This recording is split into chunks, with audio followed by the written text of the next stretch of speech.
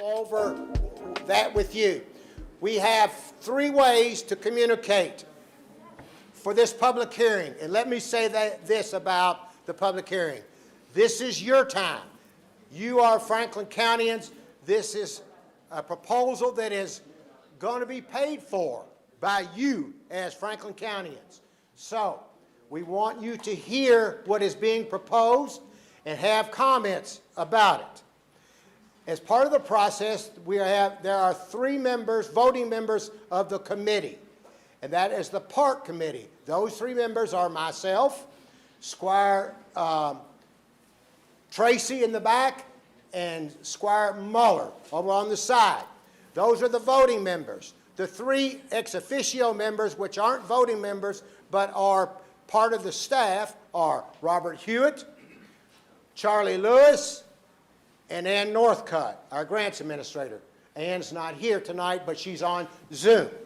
Now, as part of this, we have you that's here, we have those that are on Zoom, and we also have people that have submitted questions or responses on the or an email.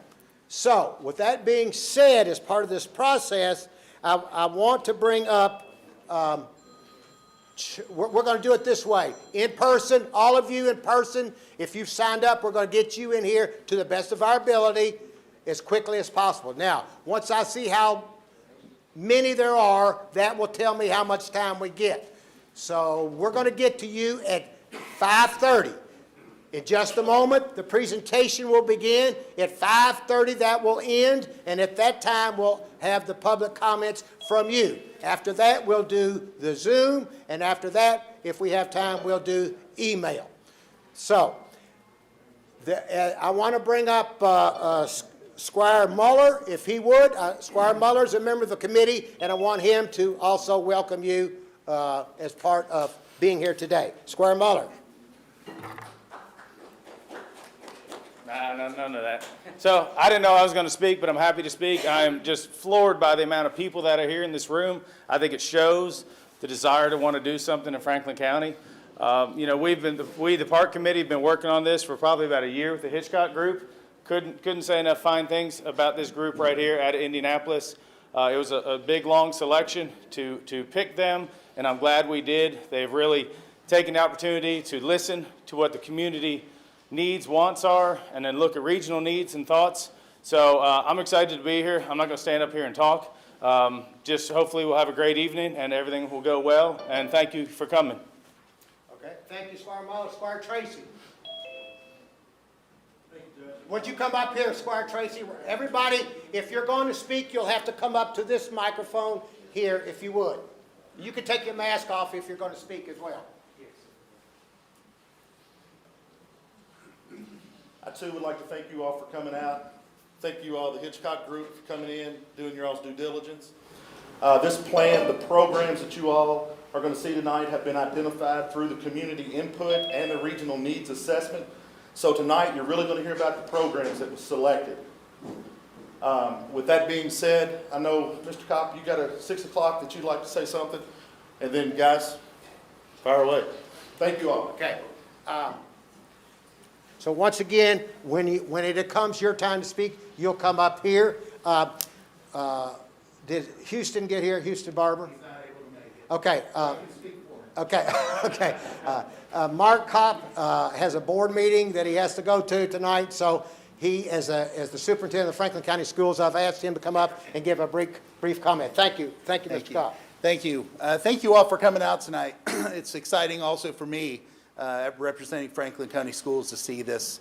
And more importantly, Who Day? Bengals. Come on. The Bengals are in the Super Bowl, folks. I'll keep my comments brief, and I will speak for Houston Barber since he did give me permission to. And he did say that they were the second best school district in this region, so I'm really pleased to hear that. Oh, I'm just kidding. Houston and I are really excited about the possibilities that this project has for creating opportunities for students, both in the performing arts side as well as the athletic side.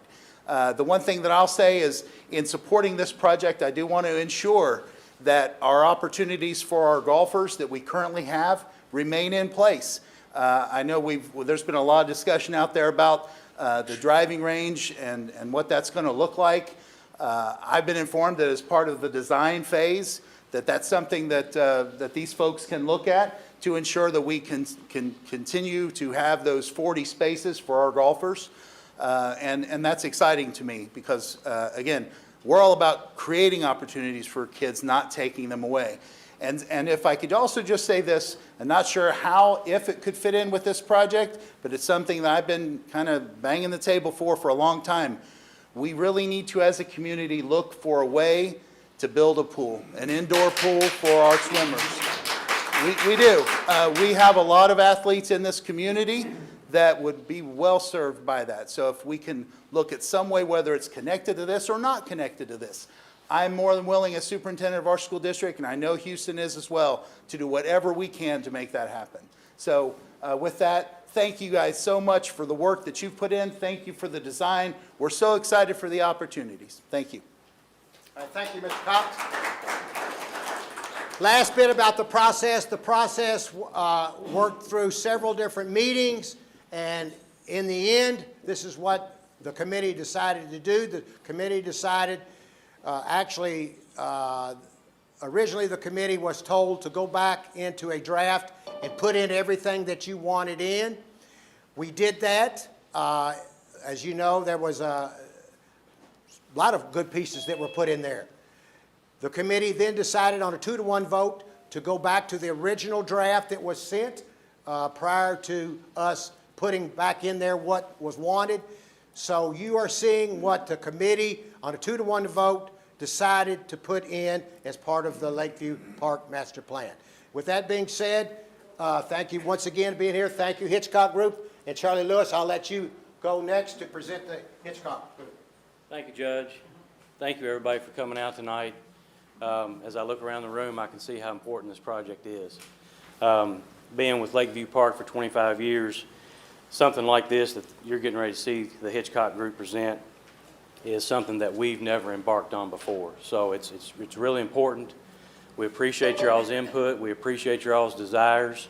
We want to keep it nice and calm and polite and do this with courtesy. So as we move forward, just keep that in mind. So again, I want to thank staff and the park committee and the Hitchcock Group. With that, we'll hand it over to you guys. Thank you all. All right. Well, folks, you've been thanked for coming in multiple times, but I'm going to thank you again. We are very excited as the... Can you hear me? Oh, is this not a little better? Any better? How about, is that any better? No, it must not be on. Is it? I thought it was on. Hang on. It was on earlier.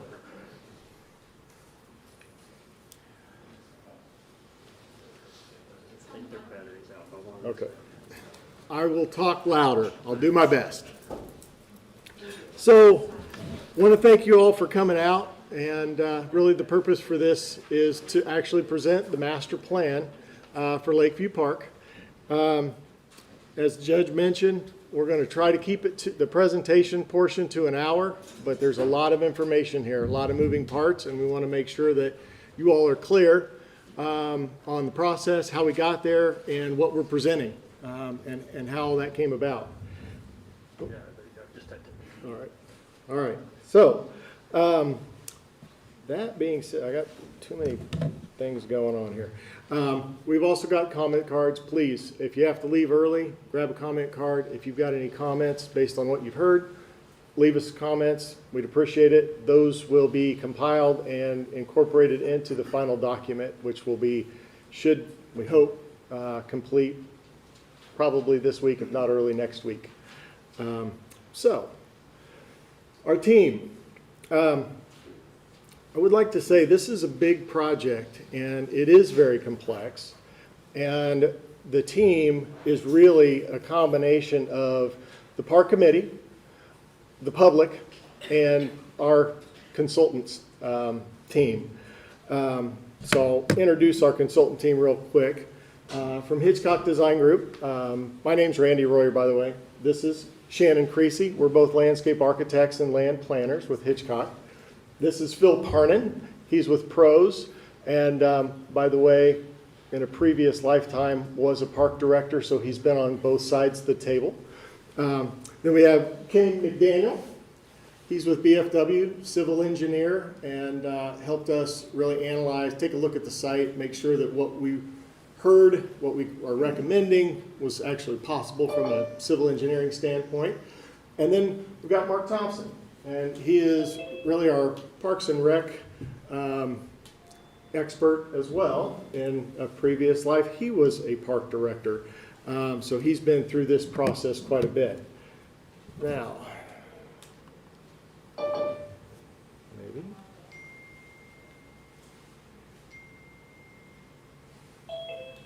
Is it not going?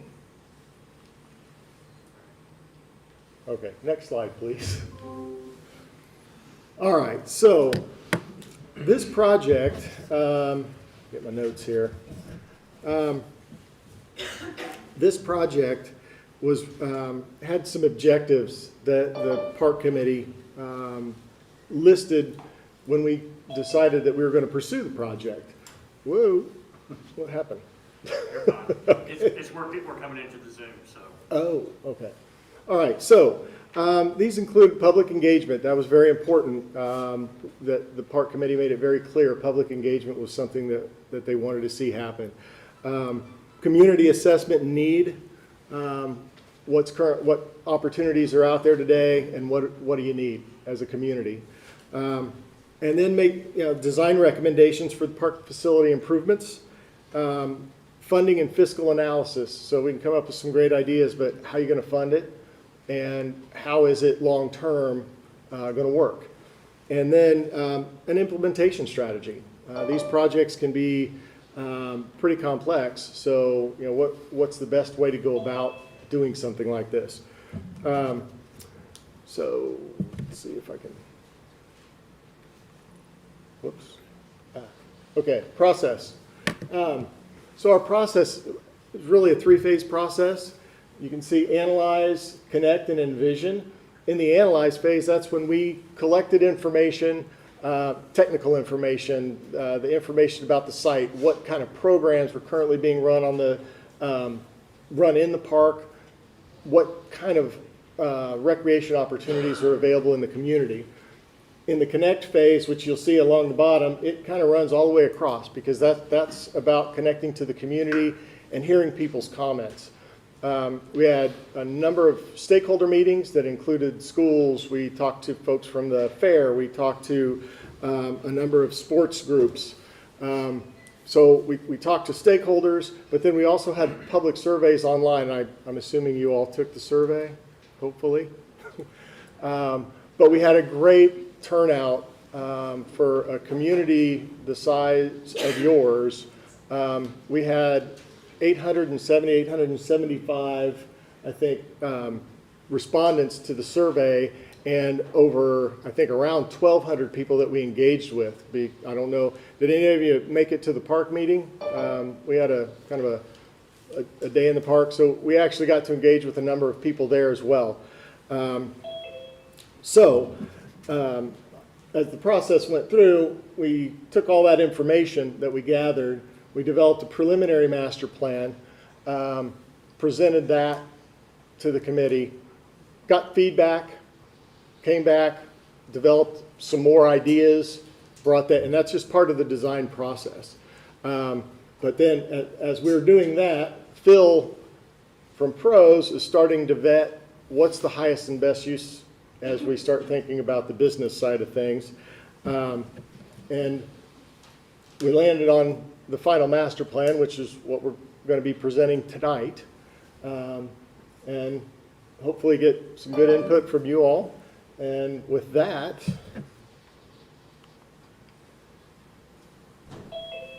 this is Kenny, I think. Thank you. Kenny?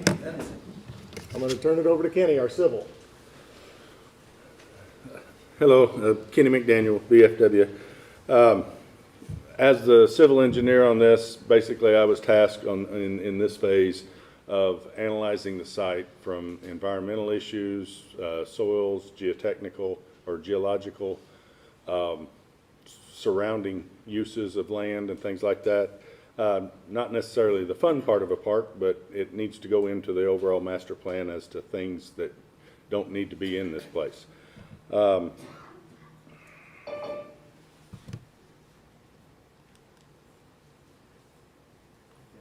Okay. Here we did a map just showing the regional areas, basically the distance to downtown, distance to hotels in a radius. That information was put into Phil's magic numbers and computed a lot of information that he will share with you, not me.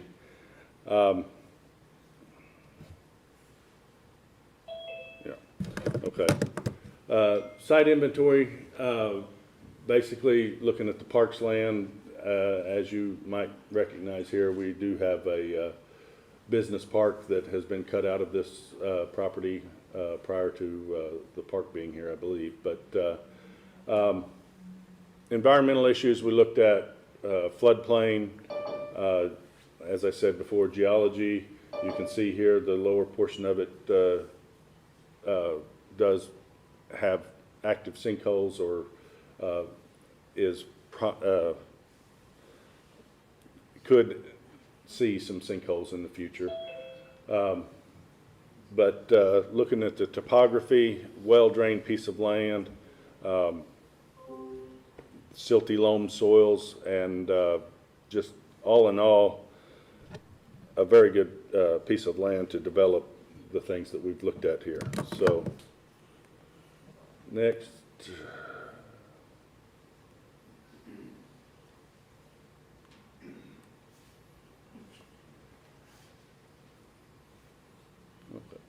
Okay, as I said, wetlands, floodplain, it doesn't impact your park at all. Utilities, all the utilities needed for any kind of development here are either in the park currently or surrounding it on the edges, so very easily to get to. Soils, in general, the soils are silty loams, much like the rest of central and Kentucky, but geotechnical work on any major planning of design of major facilities will need to be done due to the sinkholes that we talked about earlier. It's not a showstopper by any means. They can be dealt with, they can be built on, you can develop the land. It just needs to be noted in the front end that the possibility is there. Archaeological, we had no returns from archaeological endangered species. We've got a few things to look for, but again, it's nothing different than any other project that would go on in Kentucky.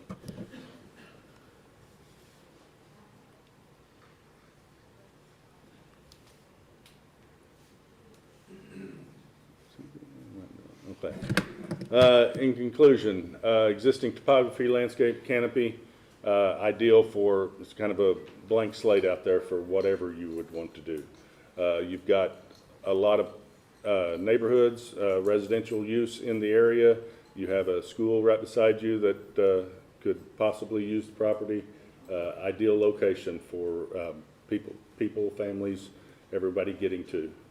There are no limitations on species, habitats, floodplains, wetlands, and archaeology. Like I said, there are a few things we need to look for through the development of it, but it is definitely not a showstopper or anything that really needs to be concerned with at this time. The utilities, with some of the stuff that we have proposed here in the master plan, I anticipate some expansions or upgrades in water and sewer service to the park, electrical service, things like that, data. But again, working with the local utility companies, I think that will easily be managed. And then the circulation and connectivity through the park and with the adjoining neighborhoods and the county for that matter, we found no issues there. And with that, I will let Phil take over. Thank you.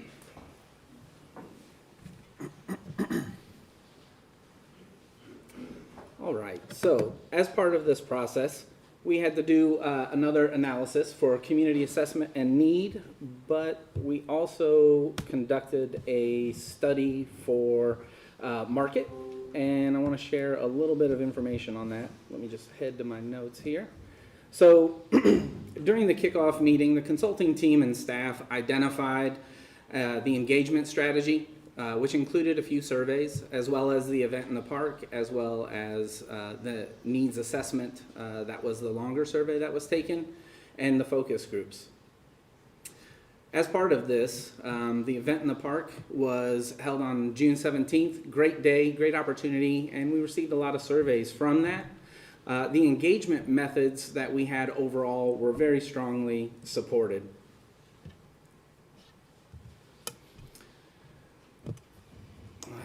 Thank you. I'll just say next slide. I appreciate that. So, as part of this, we took a look at the population. The population for the county is at 54,000 roughly, or I'm sorry, 52,000 roughly, and also consists of median age of 41.9, as well as a large 55 plus population, which is expected to continue to age and increase in size of the age segments.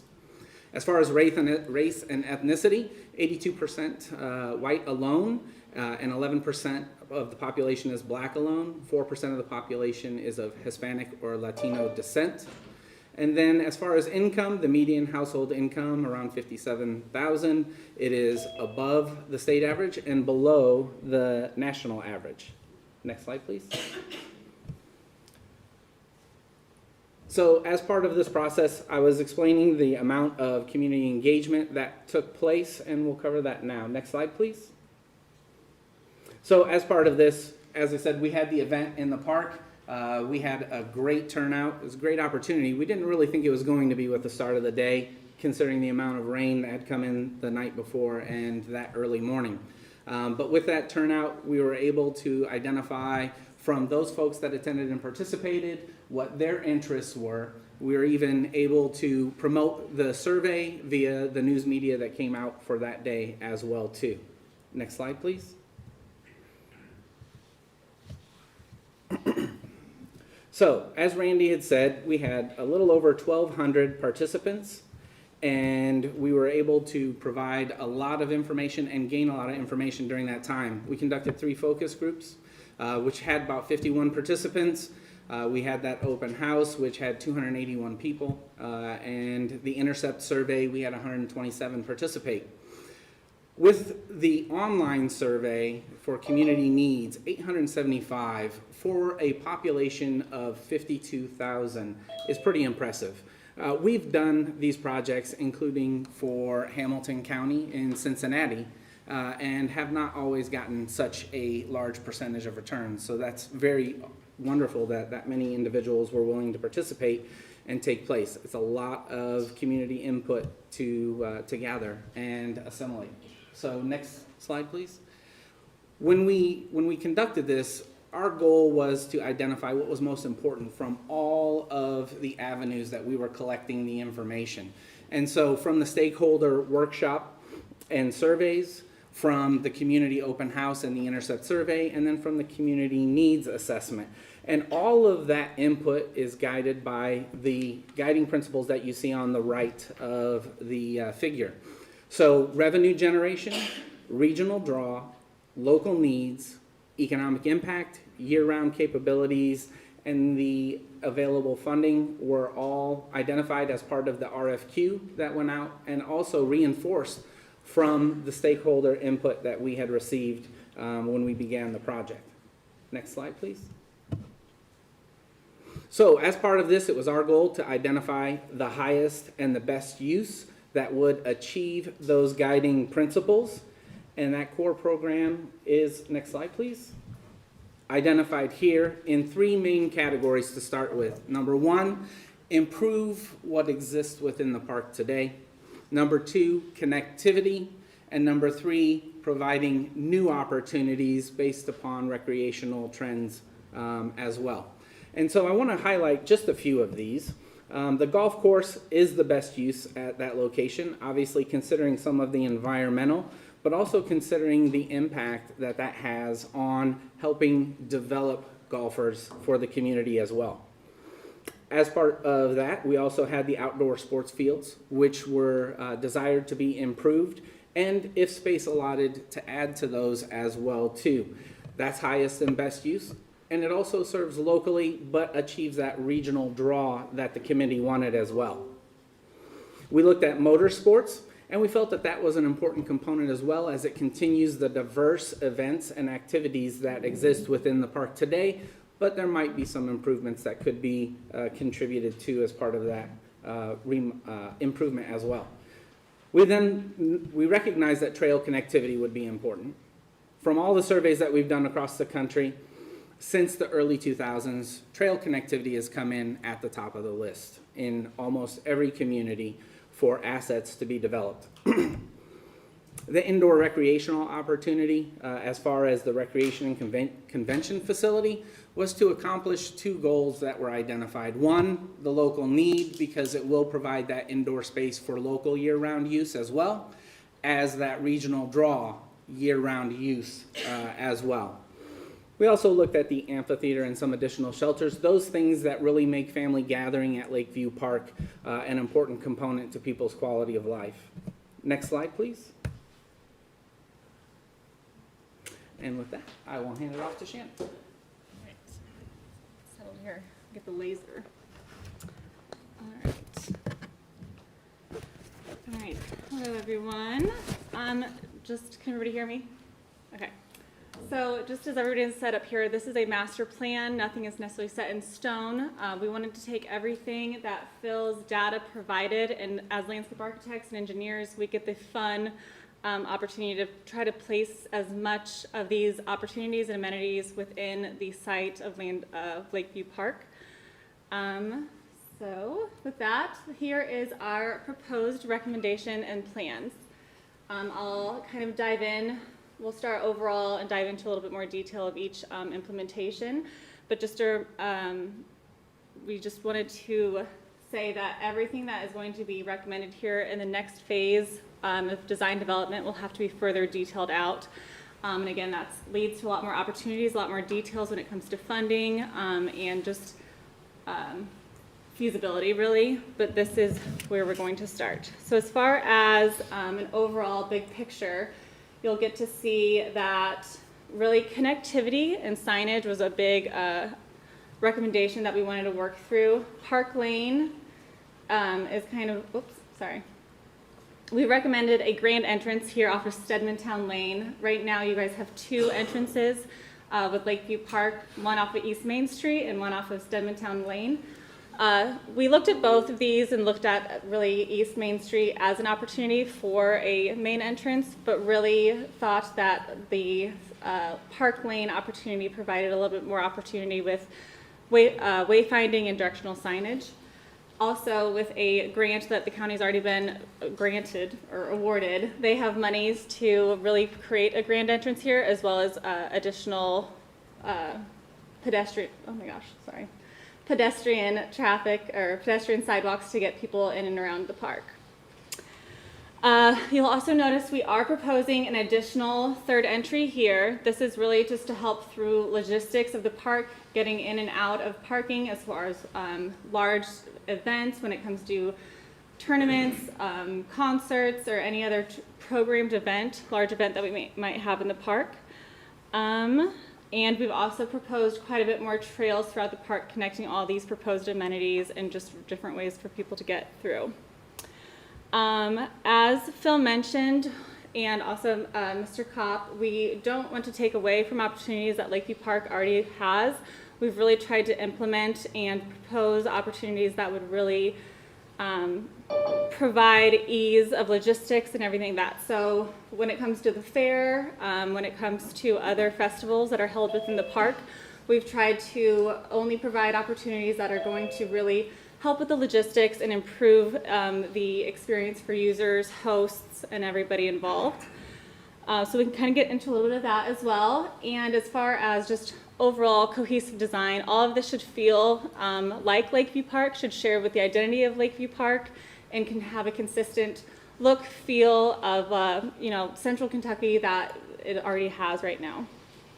So to dive into a little bit more of these details, we'll start here on the left with the multi-use recreation and convention facility that was proposed within our program.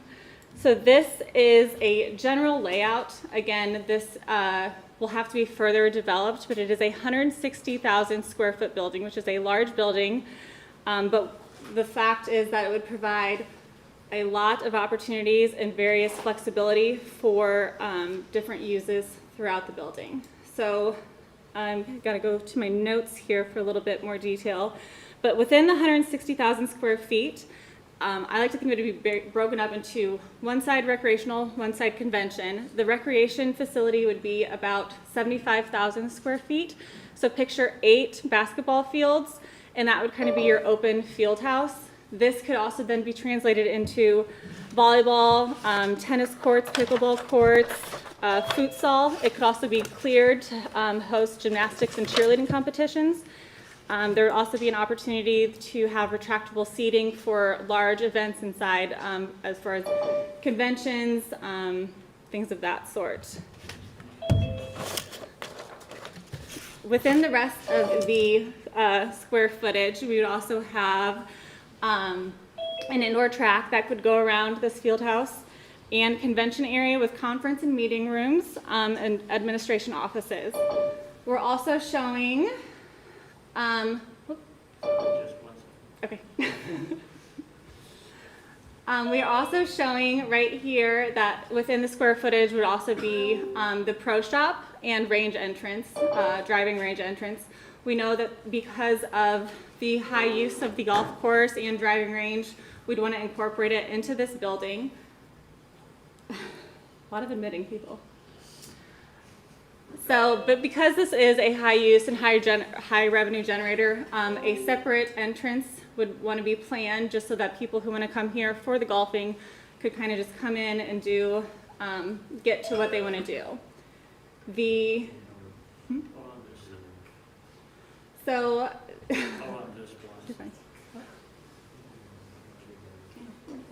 go through. Should be able to set that so you can just enter without having to be admitted. I kind of miss the dings now that they're gone.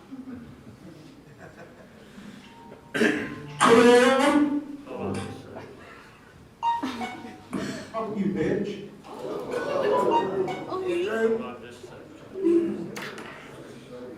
You just cut it off, Andrew. Yes, sir. Thank you very much.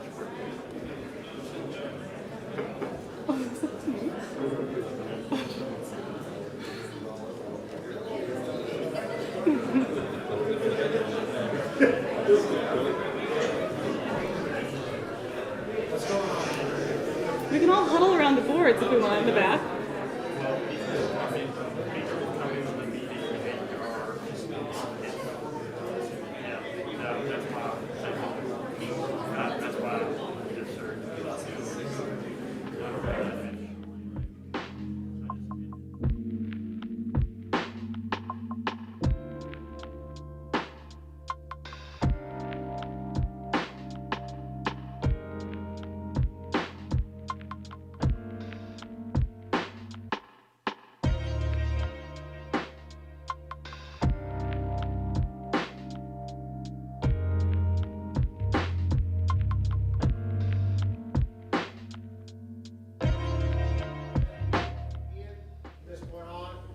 Manager, you please monitor. Okay. Camera. All right, so multi-use recreation convention center. All right, the driving range shown here is the existing width of the current driving range. We are shortening it quite a bit to 240 yards. This is to accommodate the size of the, I'm sorry, can we hold to the end? Thank you, I appreciate it. And then we are proposing, because of shortening that the driving range would be fenced and lit so that it not only would it expand use into the night, but also throughout the year. To incorporate more opportunities throughout the year, we are proposing some heated bays on the second floor of the multi-use recreation and convention center that could be used, again, into the winter months. And we also know that, again, in order to keep the golf course and driving range at its best use, we want to make sure there is still a short game complex for putting and all that jazz, and covered cart parking is also proposed. There are still existing grass tees within the front of the building as well. As you can see then too, we've had, just to accommodate the size of events that would be hosted within this building, a large parking lot is necessary. There are opportunities, we worked with Kenny to talk about rain gardens and biospheres within the parking lot to really make it feel more of a landscape park feel. We don't want to just come in and just plop a huge hardscape throughout the middle of the park. The multi-use convention center is central to the park, kind of creating a strong access and a landmark through there. There's also a strong, we'll get here in a little bit, but there is a strong pedestrian access then leading from the convention center. We are also recommending moving the dog park. The current dog park is already greatly used by both humans and canines, but moving it to this location provides a little bit more in and out opportunity, as well as a direct connection to a lot of the pedestrian trails that we are proposing. But this dog park has 3 separate uses: small dog, large dog, and then potential water kind of dog opportunity as well. So that is kind of that main entrance off of Park Lane in the multi-use recreation center. We'll move to the northwest part of the park right now, up here, what we're kind of calling the sports complex. What's not shown is that we are proposing to expand this parking lot to create, again, additional parking to host all of these games. The sports, or the softball complex is already there, but we would like to, where we do recommend shifting those to turf fields, as well as updating the concessions building for more opportunities to host tournaments and kind of create a larger draw within softball. These multi-use field complexes are then 3 turf fields, as well as ADA viewing within here, and another shelter and proposed restroom. There's also current to what you guys have there. We do have additional grass fields within here. This leads to another, what we're calling kind of core area. This is a proposed play feature and splash pad within the park. The improvements do require the need to remove the existing Hancock and the Hancock Pavilion, but we recommend adding this welcome pavilion that is kind of the strong access right off of the welcome, or the multi-use, and kind of leads to the sports complex. This would be an indoor-outdoor building with restrooms, as well as just an opportunity to rent it out for families, parties, events like that. Again, this is a universal play feature that we are recommending. This is tripling the size of the current play feature that's right there. Again, this would need to be further developed, but this shows 2 different play features for different ages groups, the younger kids and then the 5 to 12s, as well as a play set and several other areas for sensory activities throughout this play feature. It also creates an opportunity for theming. Lakeview Park and Frankfurt have a great history, and obviously we could really look into theming for both the playground and the splash pad here. The splash pad then is also doubling the size of what's currently there. We worked with Kenny that the utilities needed for that would need to be expanded to accommodate that purpose. But then another community pavilion and additional seating would be proposed as well to again host families who are here more for ancillary brothers and sisters during the tournaments, as well as just local needs to rent out the pavilions.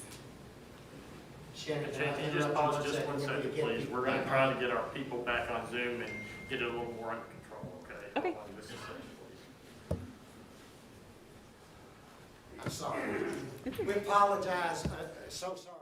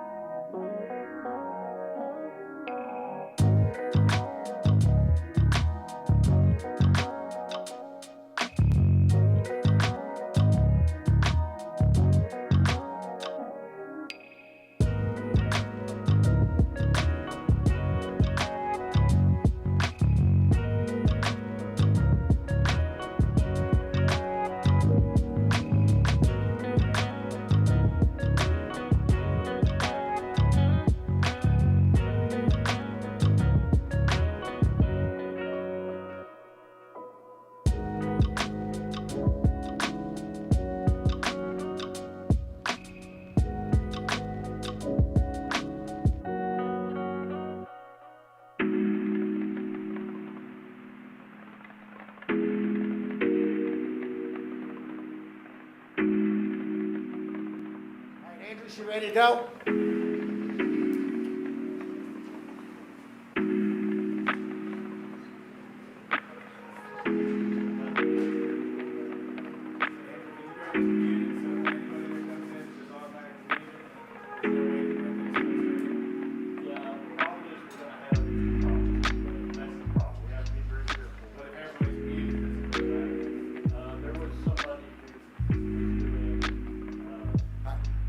Just, Andrew, fix it. Let's just fix it and move on. Whatever it is, fix it. Get Shannon ready to go.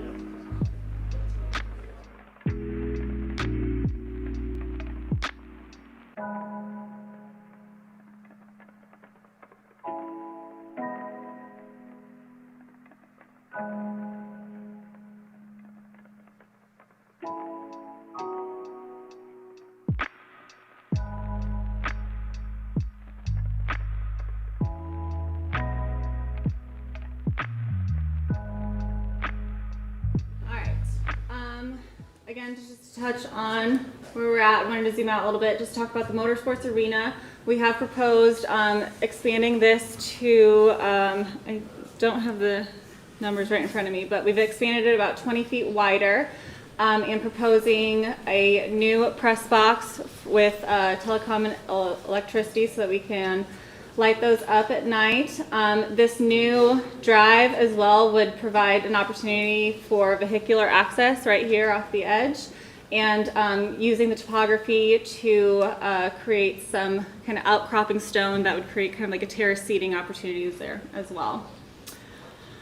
All right, so then we will move down to the golf course, the amphitheater area. As Phil mentioned, this is a great asset that Lakeview Park already has. Really, as far as improvements go here, we've included a budget number for irrigation and just some upkeep and maintenance to help out with the team there.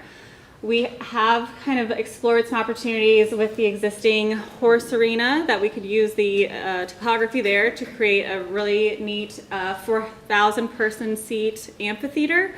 This would be a band shell with, open lawn for seating, and then a green room and some storage. Carter House, again, is another great asset that we've included a budget number just to, again, help with some improvements outside, as well as just an additional parking lot to provide areas for users to park.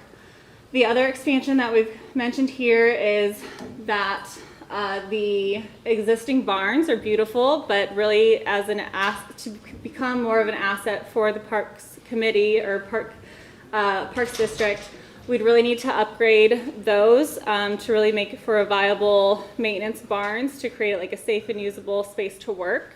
So that's really refurbishing with heat weatherproofing and creating like lifts where they can work on maintenance. Another use for these barns would then to be expand the hardscape between these areas and create more of a market area so that people could host farmers markets, food truck markets, and festivals, stuff of that sort to really just make that area a little bit more usable. Skate park and pickleball were recently updated, and just again as part of the overall project, budget numbers have been included to help with improvements within these, but those for the most part will be staying as is. And then on the northeast corner of the park is the lowest area, so we are proposing a detention pond there and really naturalizing this space to become more of your passive recreation for people to come in and really kind of explore natural areas. We are proposing 3 shelters within this area as well as additional trails.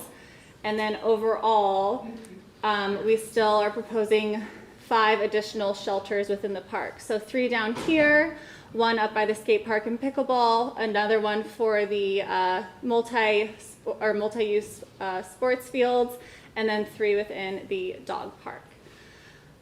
So that is a quick overview of a lot of the detail that we went into the master plan. Again, we can get into some of your questions here at the end. Some of the larger scale things that I wanted to just touch on really fast are some opportunities to connect these neighborhoods that we were talking about earlier during the analysis phase. So really kind of looking at maybe a rails to trails opportunity here, a safe routes to work or safe routes to school up here.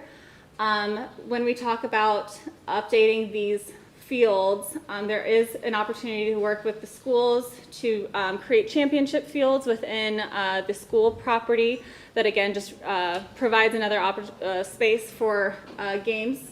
Okay. All right.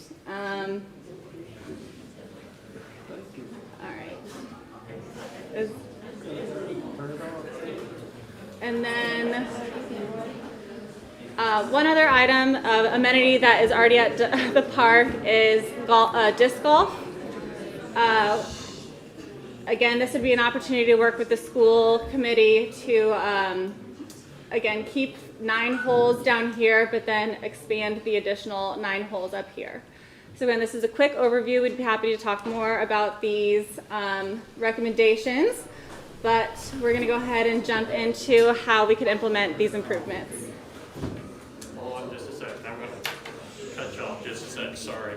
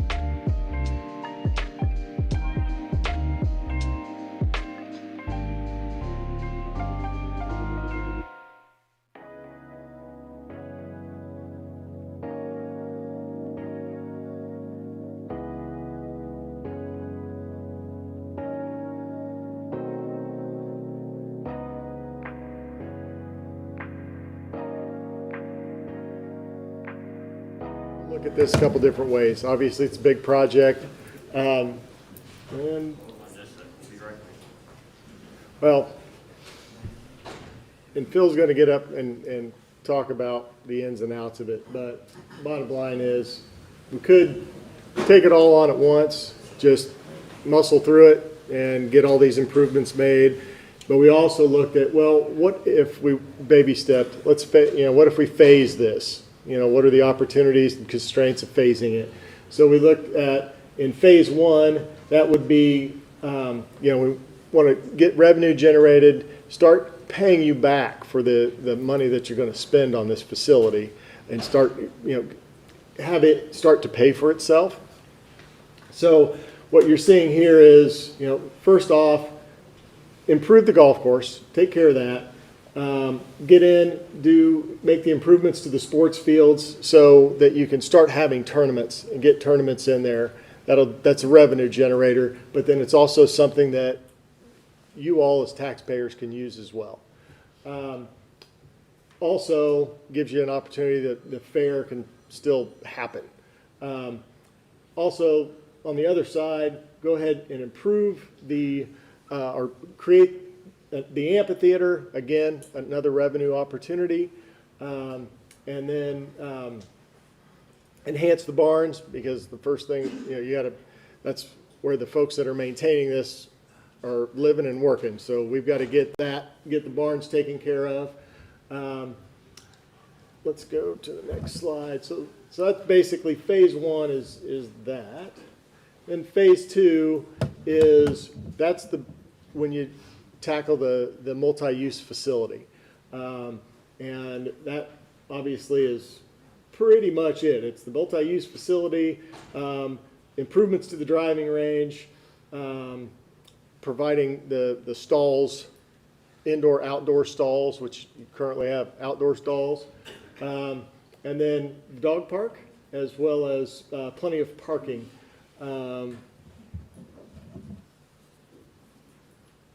And then phase three is going in, and many of the items that are there, the splash pad, improving the play feature, making it universally designed so it can serve children with all abilities.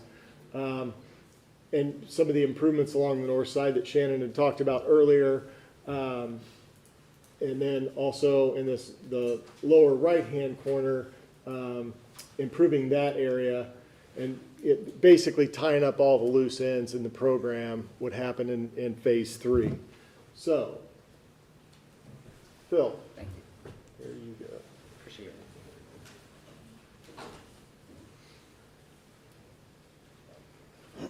it.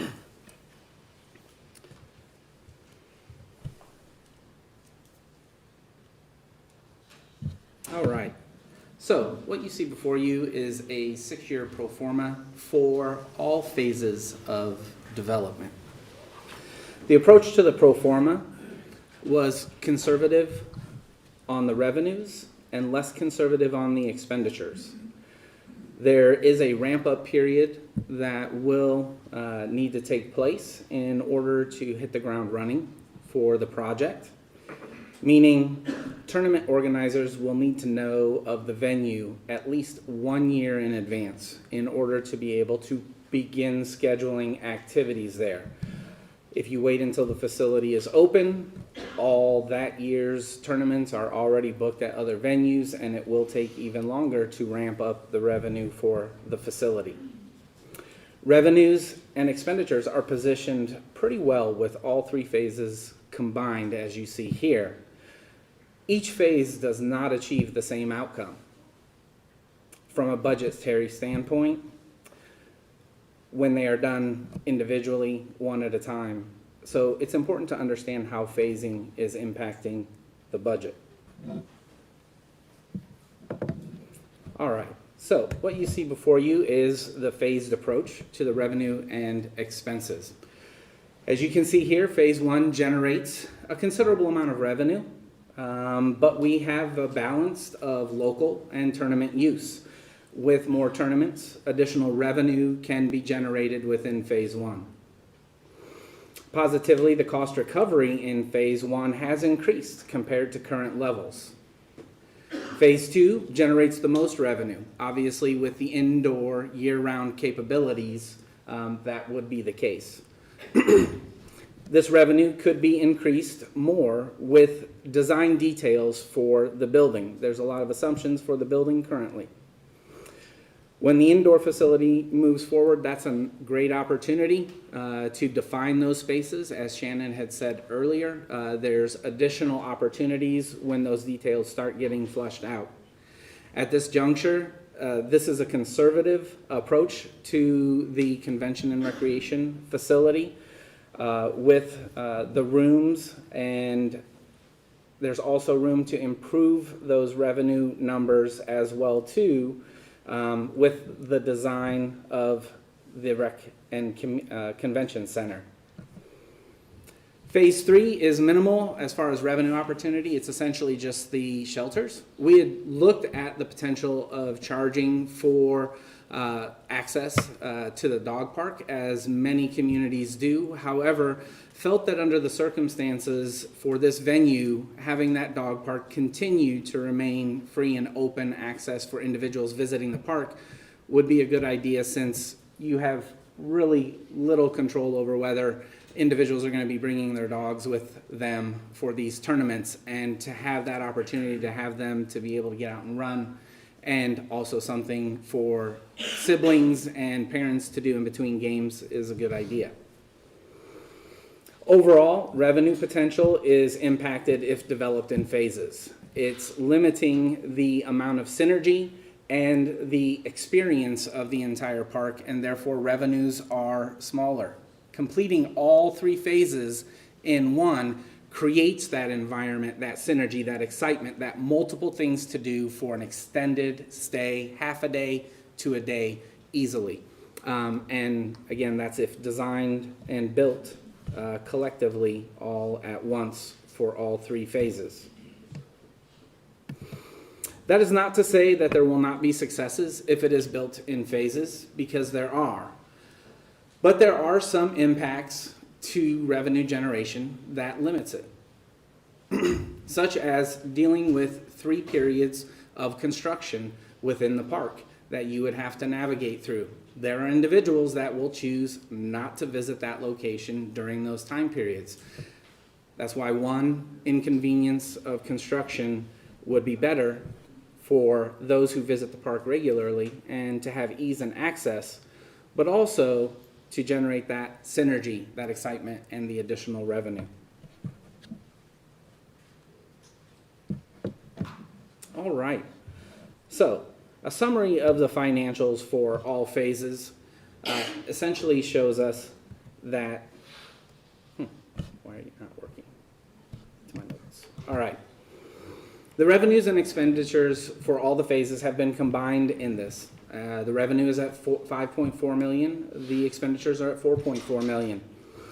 Sponsorship level is identified as mid-range for annual revenues for a 5-year period, with the 471,000 that you see there. So basically, from operating the facility in all 3 phases at the current price points, which are lower than what they would be if fully developed all at once, generates a little under $1 million in revenue above expenses. When you factor that in with the sponsorship, that gives you 1.4 million annually as far as revenue generation net. This is where the challenge begins. The debt service to construct all of these phases will essentially create a $1.8 million bill annually. Currently, that is about $414,000 short of paying that bond back. However, I think it's important to note that your current subsidy is for departmental operations and periodic asset improvements, where the majority of this is all towards assets. Operations continue year after year after year. This would have a 30-year payback and then stop, so that subsidy level would not need to be there. So the difference is not so much in the amount of the subsidy, but that current subsidy for annual operations doesn't expire, but the assets that are being added to the facility and the debt payback will. Great.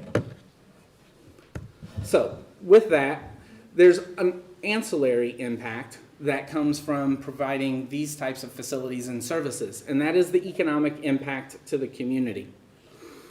Based upon the numbers that are utilized as multipliers for economic impact, you're taking the expenditures for operating as well as the expenditures for developing the facility, and you're running it through the economic impact multipliers. What we see is that total, you're looking at construction at about 42 million and operations at about 4 million. And in this, you see phase one generating about 10 million in economic impact just from the development of phase one as well as the operations of phase one. And looking at creating about 137 jobs as part of that as well. When we get to phase two, that's when obviously the economic impact increases significantly with the indoor year-round facility and the amount of activities that could be held there and the number of visitors that can be drawn into Franklin County from outside the area. Looking at that phase, roughly about 32 million in economic impact from development and operation, and about 790 jobs or so will be created for that as well. When you see phase three, you're looking at a little bit smaller impact, but when you factor in construction and operations, it would look to bring in about a $4 million impact with about 100 jobs created for that. Now, this economic impact here does not include what we refer to as direct spending from visitors. Thank you. That you will see here on the next slide. But in total,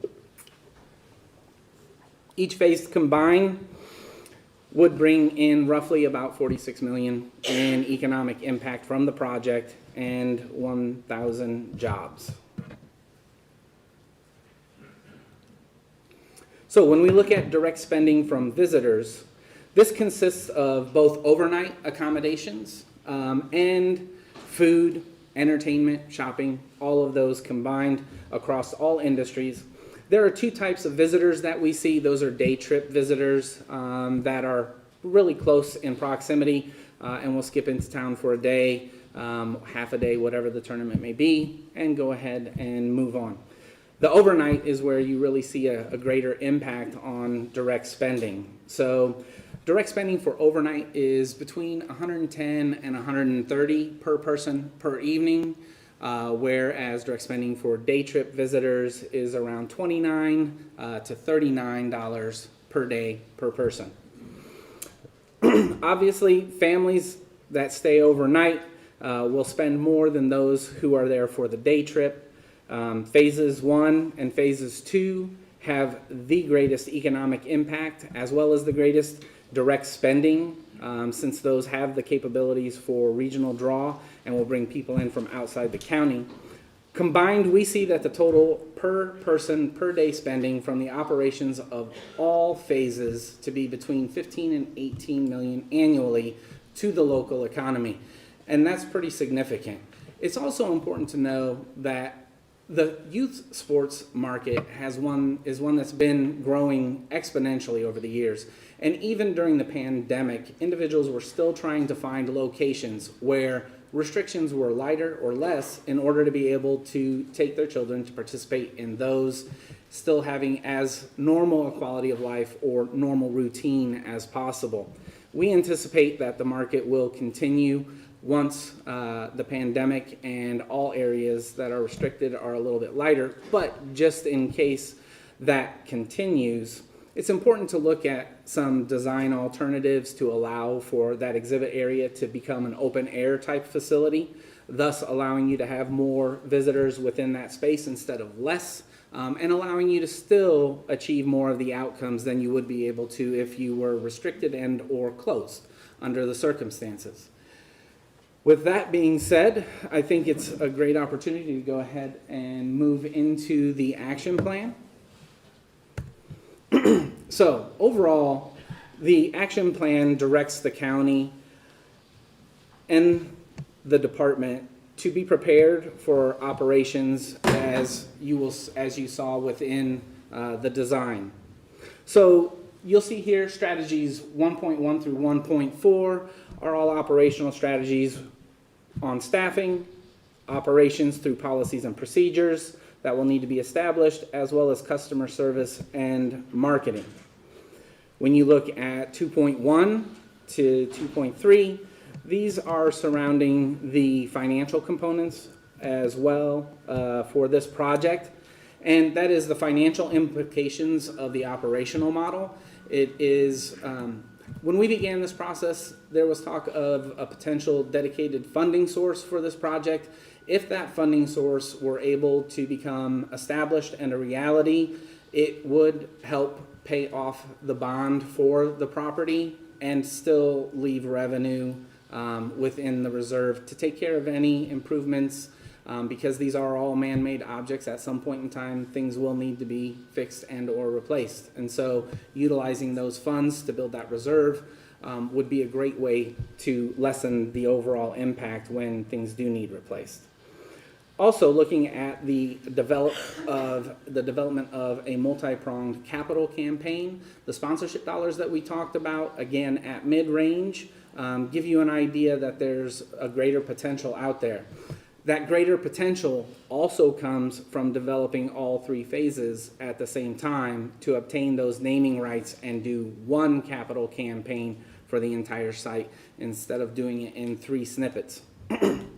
And then lastly, the revenue model to sustain the system. The revenue model talks about fees and charges, making sure that market rate is charged for those services that really truly do add value for those who are coming in and visiting from outside the area, but also to ensure that there are appropriately priced residential fees as well as part of that. Ultimately, without a dedicated funding source to help with the development, that there will be a gap in revenue unless it's determined to build all 3 phases simultaneously. The bigger bang for the buck would be to have one construction period that is only disrupting the flow of the park for 1 period instead of 3, as well as the ramp up in operations would only be 1 period to ramp up operations instead of 2 and maybe a half with phase 3 being a little bit smaller. The synergy of having all the activities at once will increase participation, will increase the excitement about it, as well as the services and revenue, and the bottom line with the debt payment included. We were conservative in the revenues and less conservative in the expenditures, so as we stated, there is room to dial those up a notch. That notch is more significant if all phases are developed simultaneously. So in closing on that point, the greater benefit is for all 3 phases. You will have success if it is done individually, phase by phase. You're just choosing to take that process a little bit slower, and that will impact the revenues and the participation.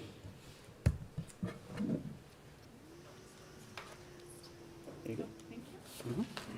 All right, get that mic too. All right, so thank you for bearing with us. Again, this is a highlight of a 80-page master plan and feasibility report, which is a summarization of a 200-page report that we've been putting together. I know there's been lots of questions, so we can get to those now. If you would, let's leave that up there. Yep. Okay. So what we're going to do is I'm going to call your name and. Okay. Okay. Sure. Well, I think we need to get. If you don't mind, I'll just let people go, and then you can come up and ask. I'm going to give each of you 3 minutes to give your question. If you want to ask a question to them, you can come up here and ask a question if you want to do that, or give a statement, but we will have to stop you after 3 minutes, okay? Tamara, you ready? Is there anybody else that maybe wanted to sign up? I know some people. Tamara was out, called every one of them as she came in. Okay, thank you.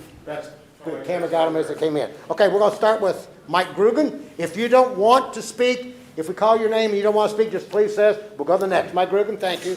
If you'll come up and say your name right here, and then you've got 3 minutes. And I'll let you know when you're down to 30 seconds. All right, I'm not going to speak 3 minutes. My name is Mike Grugan. I'm the golf coach at Kentucky State University. I came just to ask a couple of questions, but now after watching it, I've got something I want to say. I don't know how many of y'all ever go to driving ranges or anything, but for the past month, I'm probably at Man o' War driving range 3 or 4 days a week. And I've probably been at hundreds of driving ranges over my career. I've never seen a 240-yard driving range that anybody's going to go hit driver at. And when you move it down another 20 yards, you've taken my players, the only thing they're going to be able to do is hit irons. They're not going to be at drivers. You go to Man o' War, they've got, there's a big demand right now. You go to Man o' War, they've got 12 bays, heated bays. Every one of those bays has got 2 mats in it. You go over there and you walk down through there, you don't see anybody hitting irons. They're all hitting drivers. I think you've way overestimated the success possibility for this driving range. And my question originally was going to be, how tall is the net going to be? Because I thought it was going to be cut down to 275 yards. And I thought, well, maybe a 50-foot net would work. But at this distance, it's going to have to be 100 foot tall. My men right now hit the ball over the road as it stands now.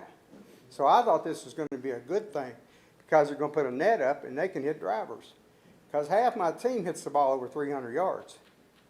And now, if you cut it down into the grass, they won't be able to hit more than a 7-iron. And I think you're going to find when you go, all anybody hits at these driving ranges, these young people, that's all they want to do is hit drivers. And they don't like hitting irons off mats. So if you're going to do it this distance, I think you're not going to take in near the money you think you might. Now, it's nice that you're going to do it at nighttime. I think that's a good thing. And I think it's great that you're keeping it open. You've got a practice area. I don't know how big that practice area is. It looks real small right there. It's about 5,000 square feet there. So it's going to have like a putting green and a chipping green or a sand trap or what? Yeah. Okay. Well, that may be okay. But the range itself, I just think, and the rest of your numbers, I've been in business in this community for my entire life. I've lived here my entire life. I think your numbers are way out of line.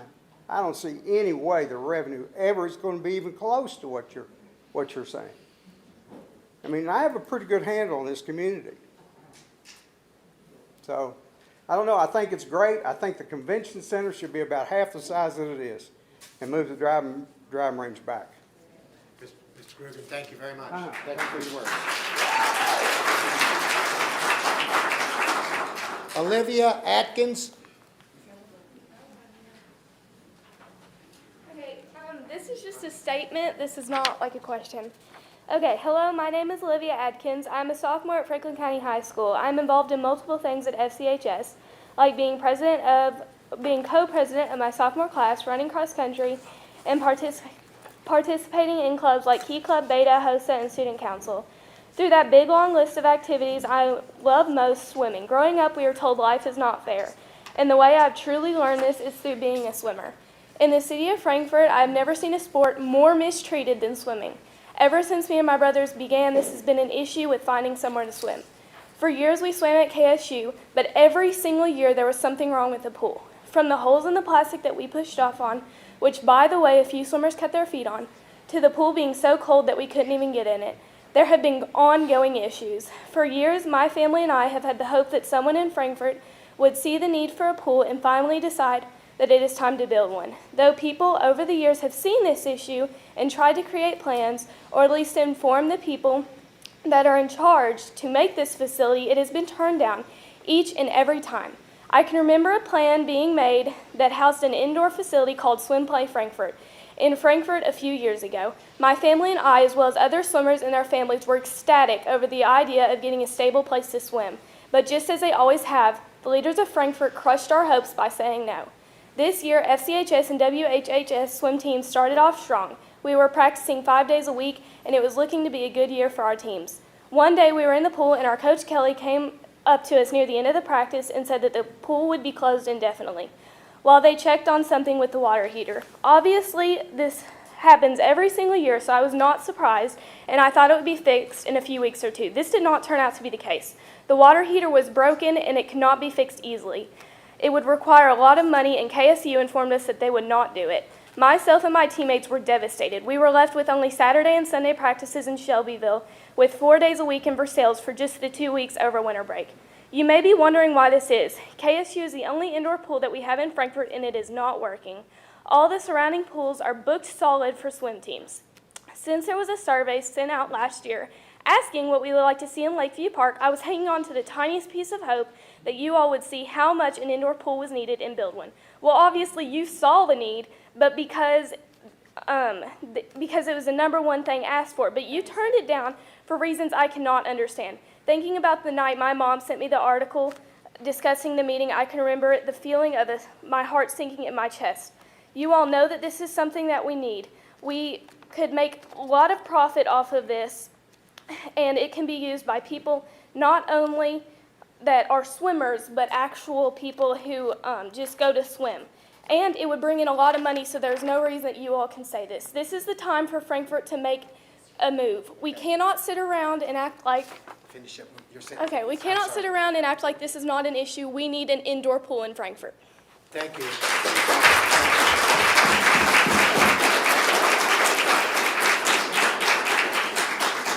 Emily Atkins.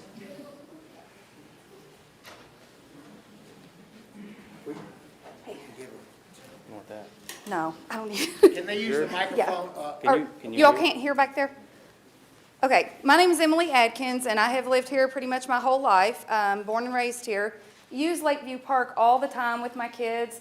I appreciate the work that you've put into this, but I can say that there's a lot of things that I see here that we're expanding on that really aren't getting much use already now. And the one thing that this community really, really needs is a pool. We do not have an indoor pool in the town at all. So we are driving our kids to surrounding communities, and we are the capital city of Kentucky. It's embarrassing. And we're missing lots of opportunities to hold swim meets. And it's not just about swimming. If we had a facility that could hold a lot of other activities as well, and I don't want to take away from golf either. I think that we need all these things. But I think there's a lot of things here. It's very busy. There's a lot going on that maybe we don't need, and we know that the one thing we do need is an indoor pool.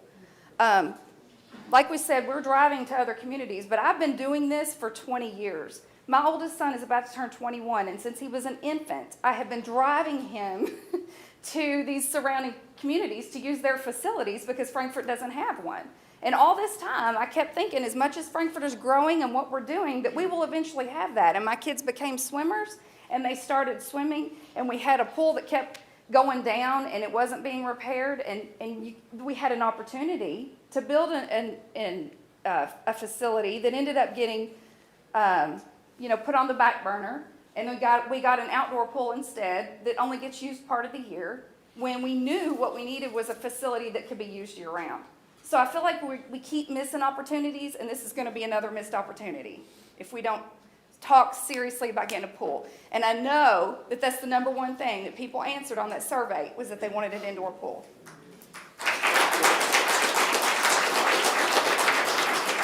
Frank McClovic.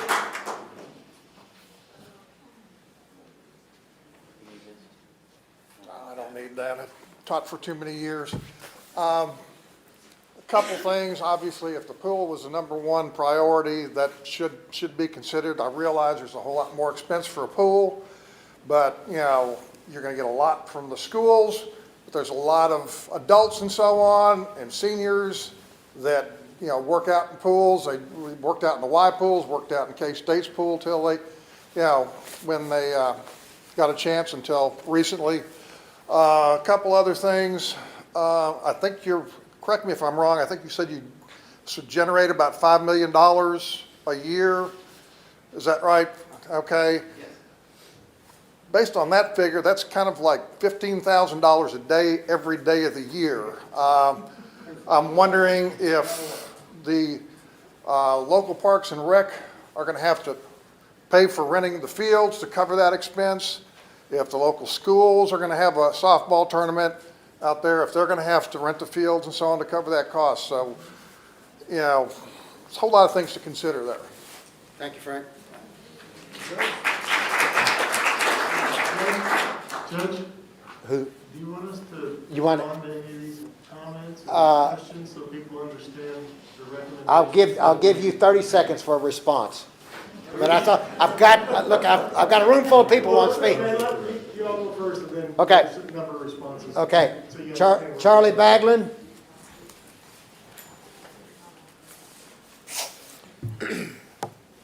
Like Judge Wells, I like tennis, former coach.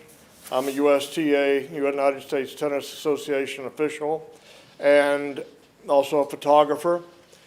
And I love tennis, and so do kids. And when I officiate tournaments like in Lexington or in Louisville or up in Cincinnati, we got kids that come from not just communities around, but from states around. We'll fly in, and they will spend money. They go to restaurants. They like to do things in town and stay at hotels. We spend a lot of money. I know that tennis isn't a part of this, but if it ever becomes an option, consider it. It's a moneymaker. I'm also a medalist in disc golf. I don't see it back on here, or maybe I'm just not seeing it. But that's an option too. Those people like to come in and spend money in our town, and we could like to grow that tax base. 3 points. The paved trails, I love those. I'm glad to see they're there. My family uses those. It's a great place. It's like a second home to a lot of people. I want to see them maintained, be nice to plant trees around them, make them more shady. Animals like that, birds like that, deer. This is a park, by the way, so it's a green space. So I'm hoping that we can show some homage to rabbits and raccoons. And maybe that seems silly, but deer like parks, and we like seeing them there. It's a green space. Everybody also likes airports. They like rifle ranges until you have to live next door to one. And so I'm wondering, because I just don't know, other than at the county fair, because I live over in Indian Hills, I hear the motorsports area. And I know that's a fun part. I've been to these. But I'm wondering if the committee can address how much usage this motorsports area is going to get for the people that live in the Maples and Silver Lake and other surrounding neighborhoods that would have to listen to this. How much noise will there be? Thank you. Robin Antonucci?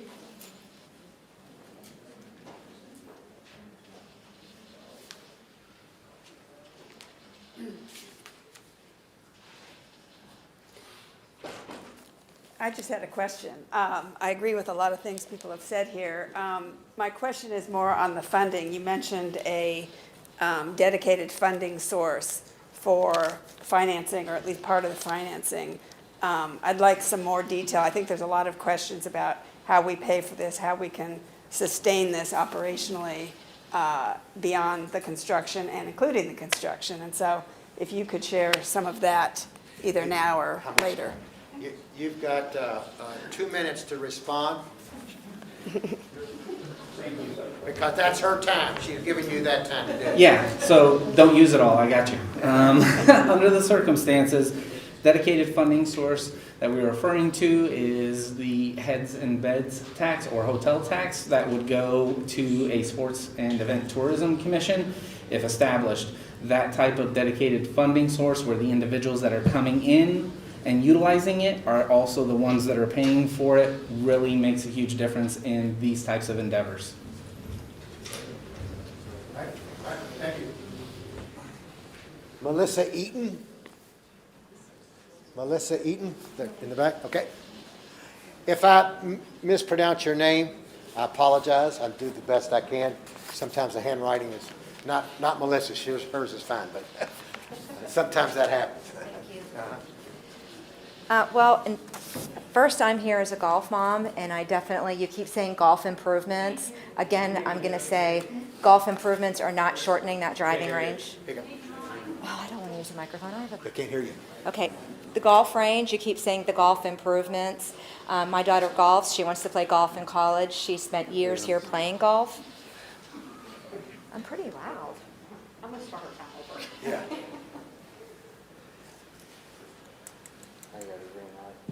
There you go. Is that better? Can you hear me? Yeah. Good? Okay, you keep making the statement of golf improvements. Definitely by shortening the driving range is not going to be a golf improvement. I know we've gone back and forth multiple times on the practice areas and the bunker and the putting greens. That has to stay for our programs here. That's very important to this community.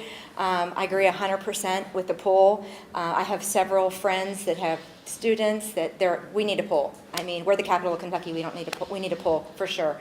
I'm also a resident of Silver Lake. How are we going to handle all of this traffic? Is there a lot of noise, lights with this golf improvement? I mean, how is it going to be for us as residents? I'm very curious of that. I'm also curious, I didn't get to hear, or I had a hard time hearing about the fair, like where the fair is going to go. And as far as there's the one area where they do the tractor pull, like I don't know why we would want to enhance that area when it's used like 6 days out of the year. There's a lot of noise that comes from that. I would think that that would be something that maybe we could do away with if it's only used for 6 days out of the year. And I've also been told on multiple occasions that the city and the county had met several times to do something like this together. We have so much area, so much space at Capitol View. I don't understand why we can't have some of the fields that take up so much space in an area like that. But definitely, like the golf area is very, very, very big to this community. So I'm hopeful that you keep saying golf improvements. I hope that we make golf improvements and we don't go backwards. For our kids. I've also had some questions on the fact of some members being on the committee that have personal interests for business gains. You've still got over a minute. Okay, so I'm concerned about that. If there's a conflict of interest for a fiscal court member to have projects on this plan for personal gain or business gain, that's also come up with several people. And I've also wondered the source of the survey. There were so many people that didn't get the survey, how that was sent out. I would have hoped that it would have went to schools and the superintendent and the booster clubs and to people that have children, because most of this is going to affect our children. So I was just curious on how the surveys were sent because so many people did not have a chance to participate. 30 seconds. You've got 30 seconds to respond. So there's a lot to unpack there. Sorry. Under the circumstances, a couple of things that were noted that I think, so I'll answer the survey question to start. So the survey was developed online and sent to the county to distribute. At that point, it's basically open to everyone. So I can't control who did receive it or didn't receive it. Okay, the county sent it out. Andrew, would you tell him, Ms. Eaton, how we sent the survey out? It was on our website, Judge, and our Facebook page. And the newspaper had it published too. Okay. All right, and so we did the best we could. Right. And you're right. And still received 875, which Yeah. is really good for the number of people in the community. Thank you for your comments. Mm-hmm. Thank Sure. you. Let's give her a hand. Donna McNeil. Okay, sorry.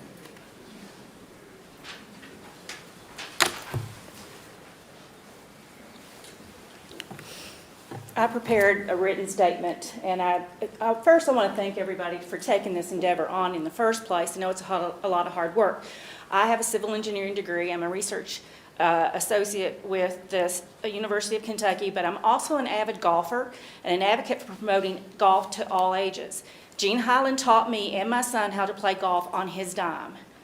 My son was a player on the Franklin County boys golf team. Gene was a great teacher and one of the reasons Franklin County has such strong golfing community. Additionally, I've held officers' positions with the Juniper Hills Golf Association, which is the largest in Kentucky that is in this county. And I've assisted coordination of running the Governor's Open tournament for over 30 years. There's a professional division in that group, and they're always looking for a driving range to hit golf balls on. They're not the average golfer. They hit far longer than 216 average. And so, and my son also can hit that golf ball over that road with his 3-wood, not just his driver, with his 3-wood. So they cannot use that length. I personally had no clue that this project was being considered until it was brought to my attention last October about the driving range. I've reviewed all the tapes on the park committee meetings.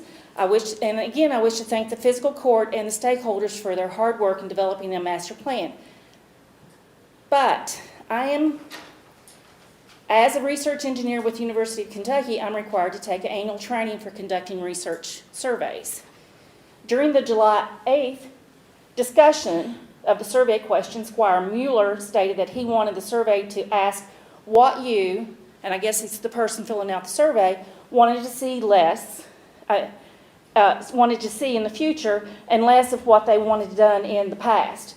And you all as consultants said that if you are only looking to the forward of Lakeview Park, the survey can be changed, but it was an endearment for the facilities that were existing there, which I really appreciate you saying that. But it was decided to only look forward for the future of this park.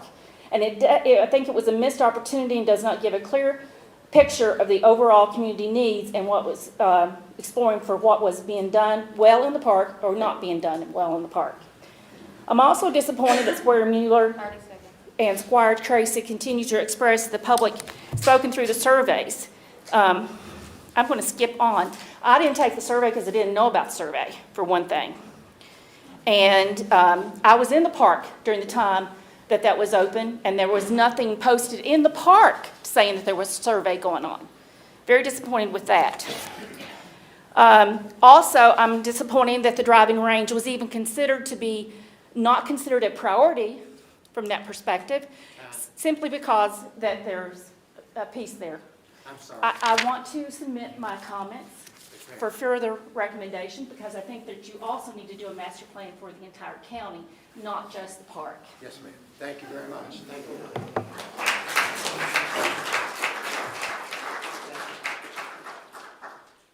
Carmela Benassi. I'm not taking my time until he puts that screen change. Till he does what? He's got to change the screen. Change the screen to what? Where they have upgraded the range in the golf course area. Okay. Do you think about phase 3? Where she had, where they. Keep going up, Hendrick. Right here? Okay. And Rochelle's giving me her 3 minutes. Okay. Okay. Okay. So Rochelle, wait a minute, where is? Bevington. Okay, my name is Carmelo Benassi. I'm the. Hello. There you go. My name is Carmelo Benassi. I'm the girls golf coach for Franklin County and Western Hills. I've been involved in this for the last 2 or 3 months. I also was not aware of anything with the golf program until October. I've been involved with this very, very extensively, and I've probably wrote 5 things 5 different times when I was going to write, and every time I do it, it changes. That's very frustrating. The questions I have is, it goes to the Hancock group. In one of the meetings we had, it was going to be $150 a square foot to build the buildings. How much in your plans you have that you propose $32,000 to build this project is it cost per square yard to build? Square feet. Yeah. Do you remember? In the meeting, you all posted it was going to be $150 per square yard. Square foot. Square foot. I get big. Robert Hewlett contradicted that. It was going to be over $400 per square foot to build. So the conflict that I have is the estimate that's going to build this building. Is there a dramatic difference in the price to build this building? The next thing is your first proposal, the original proposal you had half of this thing was not up there. There was no grass tee, no covered park, no putting green. You all came back in the second proposal and added the putting green because it was very important to the program of the golf program. Then all of a sudden, you kept saying that 15 bays, 15 bays. 2 times you did that. Mr.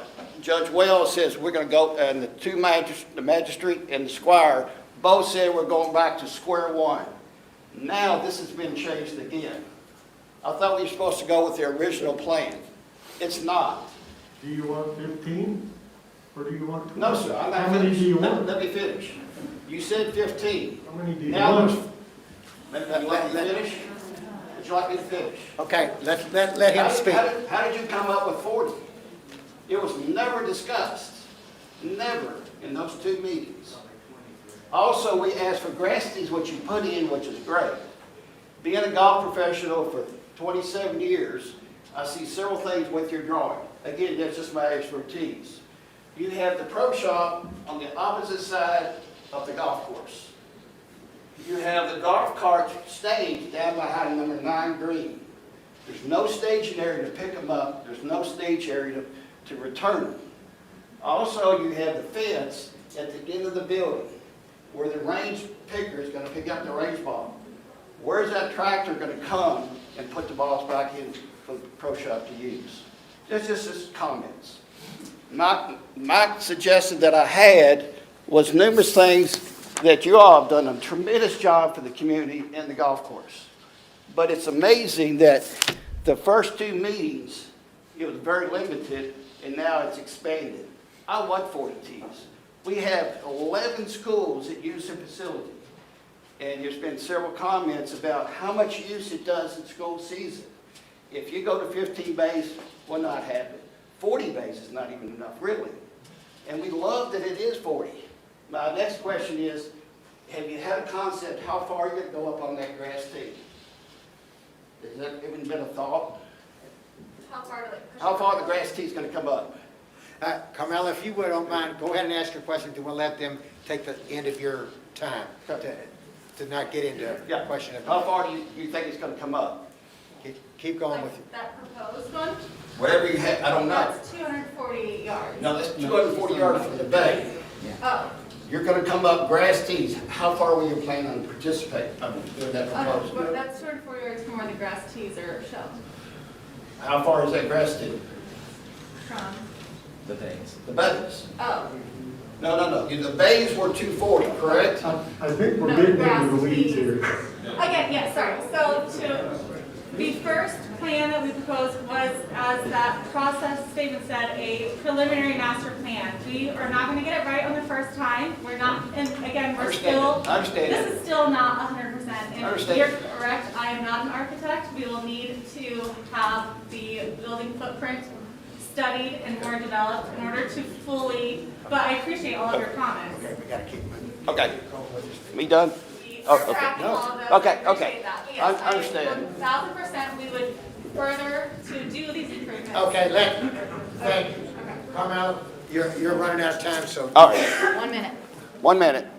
Again, I want to thank the golf community for this input from everybody that showed up. I think Gene Highland looks down because he was a very instrumental part of Frankfurt golf. I think that the Hitchcock Group has realized that golf in our community is a big asset to our young kids, seniors, everyone, ladies involved in golf. We appreciate the insight to try to keep golf in our community. Really do. Understand, I take this to heart because Gene is who I mentored on, and I think if he was looking down, he would like his legacy to continue in golf in the community. Also, the pool, in my opinion, is a very important asset. Anything that helps the park as a whole. One thing in the COVID, think about the COVID. Our number one thing that killed the United States, but our park increased. I thank the park for being there. Thank you. Thank you.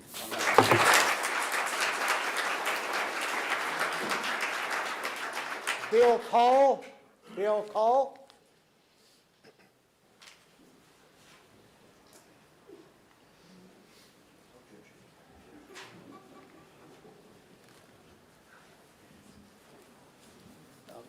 Thank you.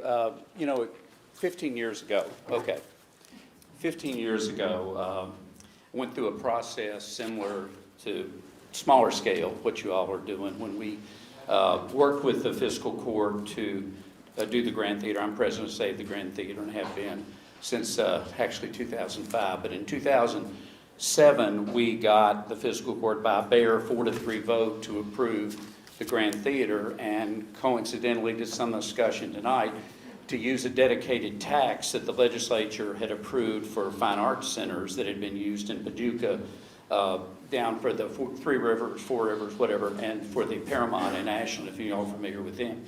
And we were able to do the theater, $3.4 million, that 2% tax that was allowed for that, supported here. Now, the total room tax, I actually was going to question really that I think that some of the numbers are way under what the cost will be of things. But right now, Franklin County collects, Franklin County, the city of Frankfort, 6% room tax, generates about $800,000. They showed a $1.8 million debt service, I believe. Now, I'm sure they got explanations about this, but to fund that, you'd have to, I think it'd be around 18% increase in the hotel room tax, which you can't do.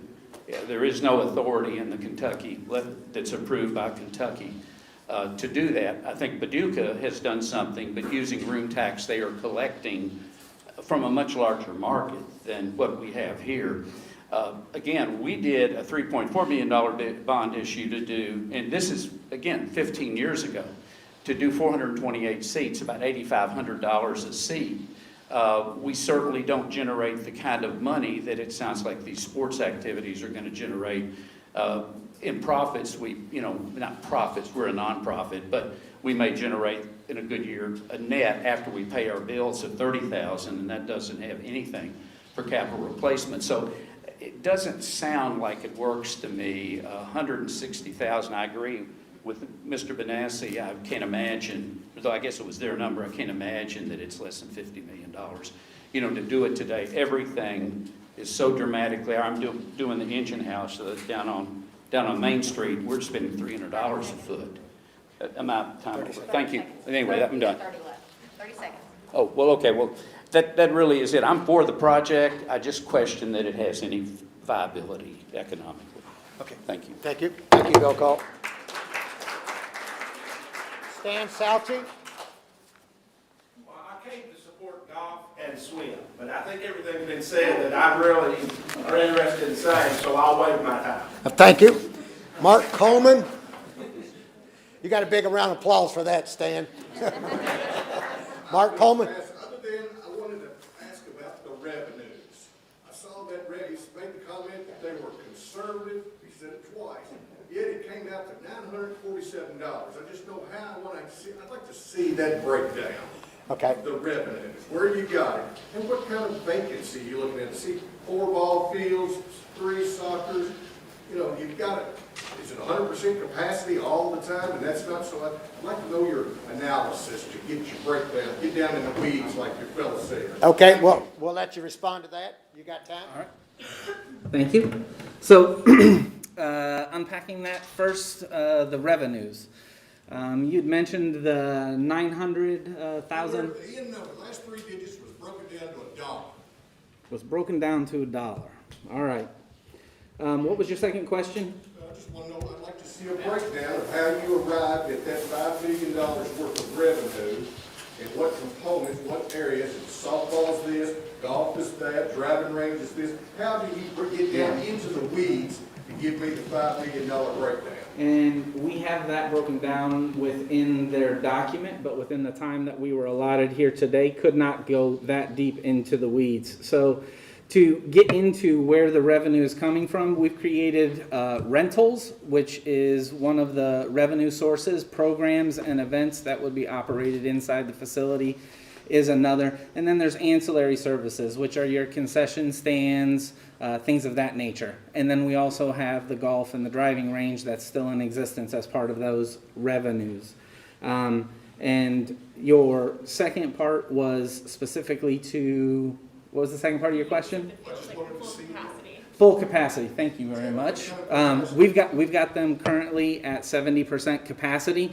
That's really the sweet spot where you can avoid user conflicts, meaning motorsports with youth athletics, or those that are participating on the playgrounds and such, interfering with those that are on the sports fields as well too. So we created those areas for the revenue like we had discussed, and then base the revenue on tournament calculations, the number of tournaments and the number of individuals that will come with participants within said tournament. And so that's how we've come to those revenues. And again, judge, committee, all have that breakdown. Your dog park people are gonna get injured because they're gonna get nailed by some amateur dog.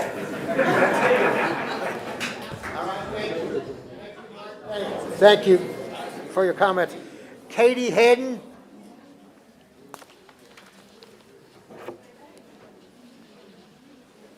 It's not just kids that play sports in this town. Amen. I'm a mother to a golfer, a swimmer, a tennis player. We kind of play a little bit of everything, but I also play sports too. I'm also the president of the Frankfurt Tennis Association. I also like to say, as the president of the Frankfurt Tennis Association, I'm a little sad to see there's not any tennis courts. You say there's tennis courts in this town, they all need work. There's not one tennis court that the county provides. They're provided by the school systems, and there's 6 courts that are provided by KSU that an earthquake has hit. Go up there and look at it. There's also 6 courts that are provided by the city that have a rubberized surface with dead spots. It's completely unplayable. Okay? The other thing that FTA can provide is financial assistance. We have the ability with USTA and USTA Kentucky to help put courts into play. What other associations can give you money to make their courts or their fields happen? We got resources.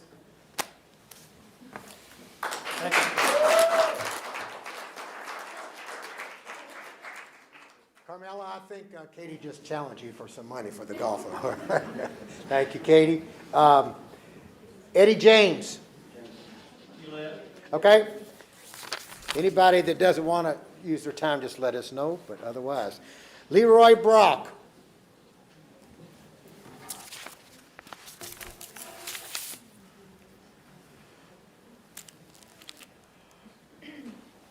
I won't need your mic and Where definitely that? won't need your 3 minutes. Okay.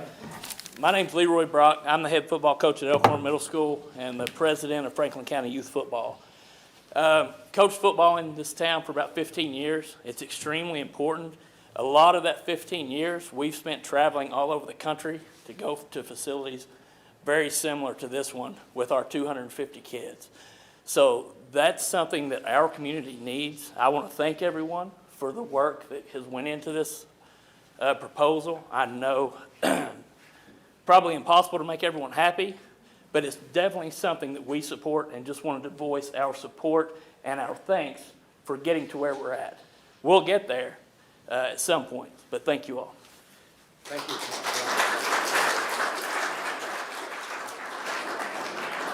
Thank you for coaching the young kids, Mr. Brock. Thank you. Aaron Ashcraft.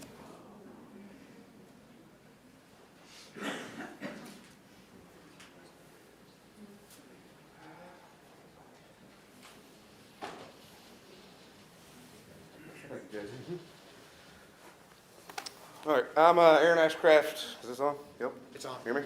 Aaron Ashcraft, Frankfurt Disc Golf Association president, speaking for you today.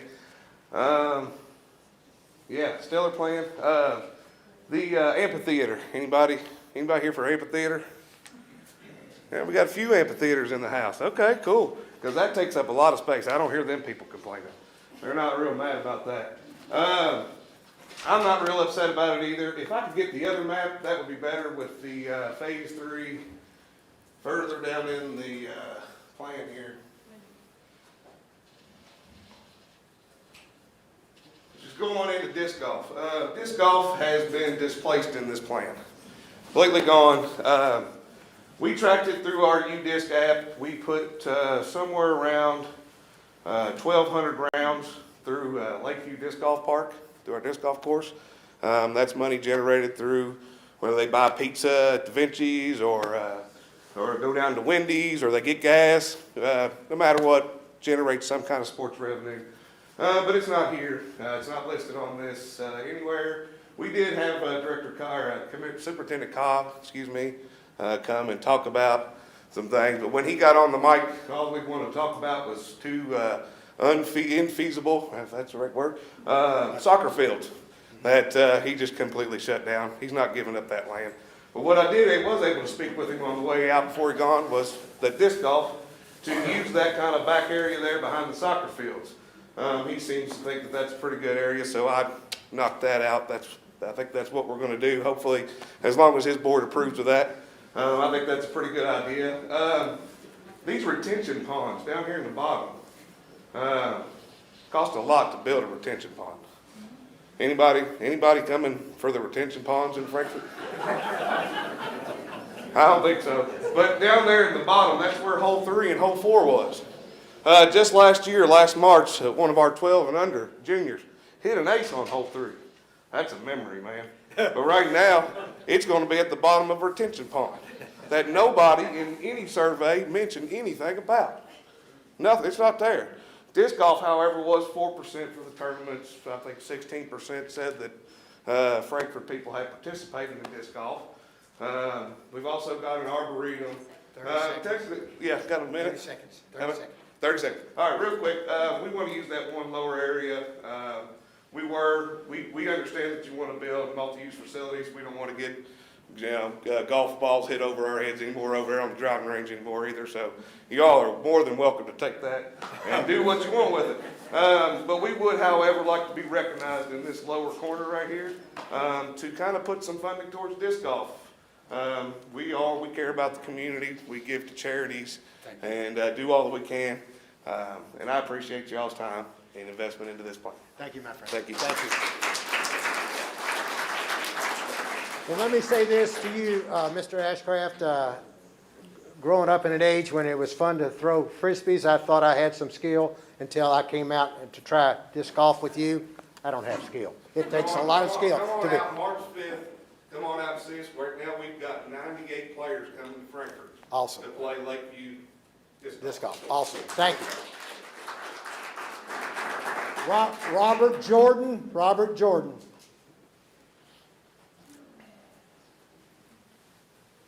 Thank you. Hello, I'm Robert Jordan. I'm the Vice President for Frankfort Disc Golf Association. I just want to expand on what Aaron had said. In that one app that people score golf rounds on the disc golf course, we had 477 people come and play last year. That doesn't count the other few hundred people that come and just play casually, families, people come in from out of town. We have pros come in that have $1 million contracts. They don't even want to score because they don't want people to know how they're scoring on a new course. All these people come in and play, and it's not on the map anywhere. I just want to mention that. I would like to be able to work with the committee in some way, if they do a retention pond, maybe improve it and make it a beautiful disc golf hole with a golf island, where that alone would be the feature hole to get a disc golf course. We have two new giant multi-purpose fields taking up 5 holes. When we already have in the school, there's going to be some multi-purpose fields back there, and we have the 3 soccer fields. I'm not sure what sport has asked to utilize that area, but I would just like to be part of this implementation in some way and talk to you guys about how to not destroy the disc golf course, because we have 140 to 160 people coming every other month to play in tournaments on this course. And if it's gone, we're not sure what we're going to do with that. The demand is growing every year for tournaments. Thank you very much. All right. Thank you, Mr. Jordan. I think that's a great idea of an island in the water out there. Golfers have driving ranges where you can hit to greens out in the water. Except the only thing is, Mr. Jordan, I think we'll have to borrow somebody's border collie to go out there and swim and bring those frisbees back that don't make it there. But that'll be a good thought. Thank you very much. Jim Sutherland. Jim Sutherland. All right, Mr. Sutherland's not here. Let's go with Maddie Smith.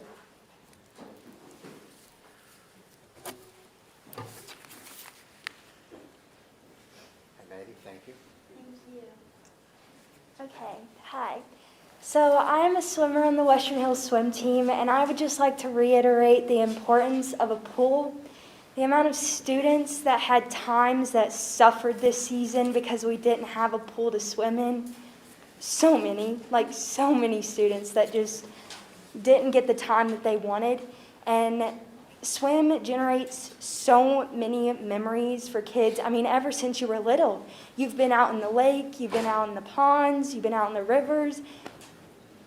And the pool just keeps it going. The pool keeps those memories alive, and we need one. We really do.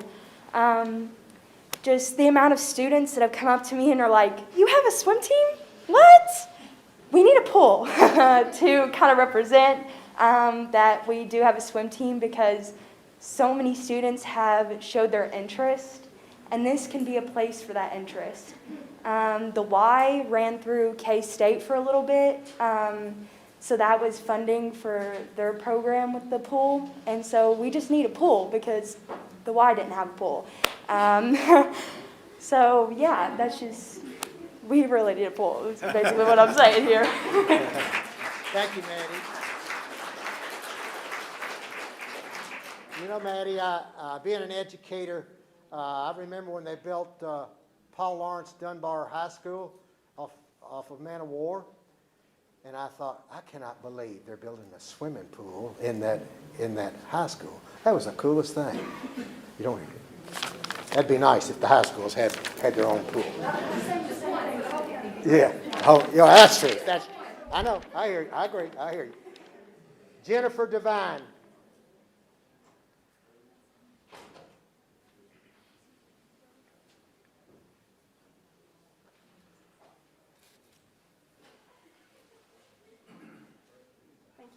Thank you.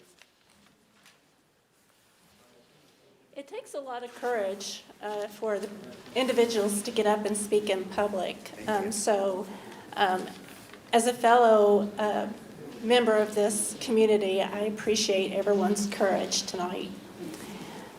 And I think that we need to remember that our taxes are being spent. How long? That our taxes are going to be spent with the amenities that the park committee decides. And I think that we don't just have a public hearing to voice our concerns, that we look to our park committee to represent what the public has spoken in the surveys to say that they would like to have in this community.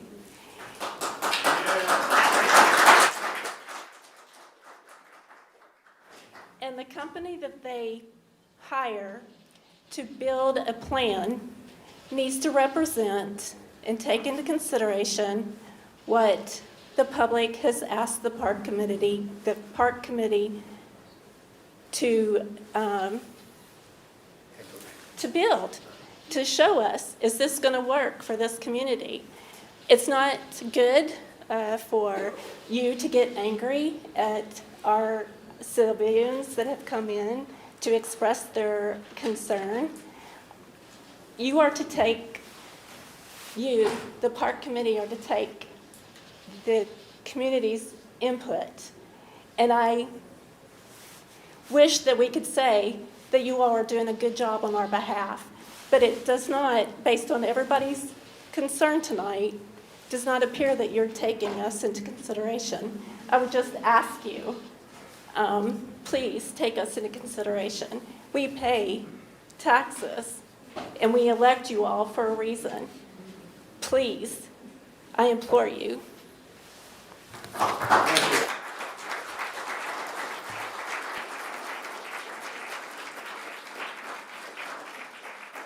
Thank you, Jennifer. Great job. And you're right, it does take a lot of courage. Thank you. Ginger Pruitt.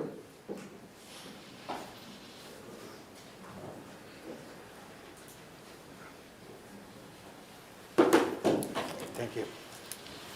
Well, I would rather be having my teeth pulled right now than doing this. But I just wanted to thank you all for your time, because I know you've put in a lot of effort. I'm not going to cry. Anyway, I do have kids in this community that swim, and they've not had any real opportunities. They're at a huge disadvantage to all the other communities. We go to Shelbyville, we go to Versailles, we go to Georgetown, we use all their pools. All our money is going to their communities. That money could be coming here. When you all put up the guiding principles, I thought, oh my gosh, a pool meets all of those. There is a huge draw with swim meets. When we go to these meets, people are packed in there like sardines. I mean, there could be lots of money brought in. Some of these meets last weekends. So that's lots of people in hotels, lots of eating, lots of doing other things in the community. So I just think that a pool should definitely be part of this community.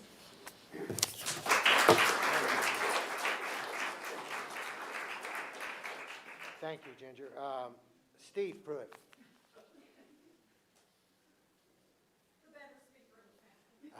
I'll certainly try not to cry here. I don't have a whole lot extra to add as far as the pools. I have no civil engineering background. Looking at the plans, it looks as if that building could be scooted back and give the golf course what they need. Motor sports arena that, as was mentioned, uses 6 days, maybe a year. That's a lot of wasted space. And for those that are looking for disc golf or a pool or extra golf practice putting greens, whatever else you may need, there's a lot of wasted space up front there that is just, I don't know what it's going to be used for. And if all you need is green space, I'm sure there's plenty of that in town that you could find somewhere else. But we have a desire and a need for a pool in this town. There is thousands of dollars that get spent during one match. The teams have to come in, pay just to swim. Their families come in, watch them. It's outrageous the amount of money that could get spent just in there. You're looking at the phase 1 of doing baseball fields that are already there. They're already generating the money that they're going to generate. You spend more money on them, they're not going to generate more money. There is already the ability there to have those tournaments, those weekend tournaments. You've got four fields there. You've got the ability to do it. You may need to improve parking. That's not a big issue. We've all known and know that we need the convention center is a great idea. Since the one got torn down here in town, our kids have to go out of town just to graduate. It would be great to have something like that here. You could have that, a pool, basketball courts. You could have all that stuff in one place. It's just not really in the right spot right there because it's affecting too many other things that are needed, that are bringing in money already. Like I said, the golf course, my son tried out for golf. Mr. Benassi tried to teach him, and he didn't do that real well. So he keeps swimming. And he's been really good at swimming. He loves it. It's a sport that gets everybody involved, gets your whole body involved. Look, I could use it. We don't have a pool in town. Look at me. So there is certainly a need for it.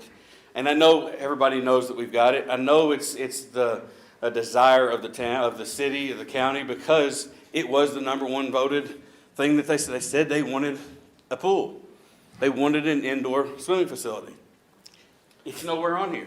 Because it doesn't generate revenue. Which is ridiculous, because we, as my wife mentioned, we are going out of town. We're going out of town to spend way too much money that could be brought in here. Thank you. That's it. And Mr. Pruitt, like your son, I tried to learn golf from Mr. Benassi, And I've gone back to tennis, too. Okay, next is William R. Logan.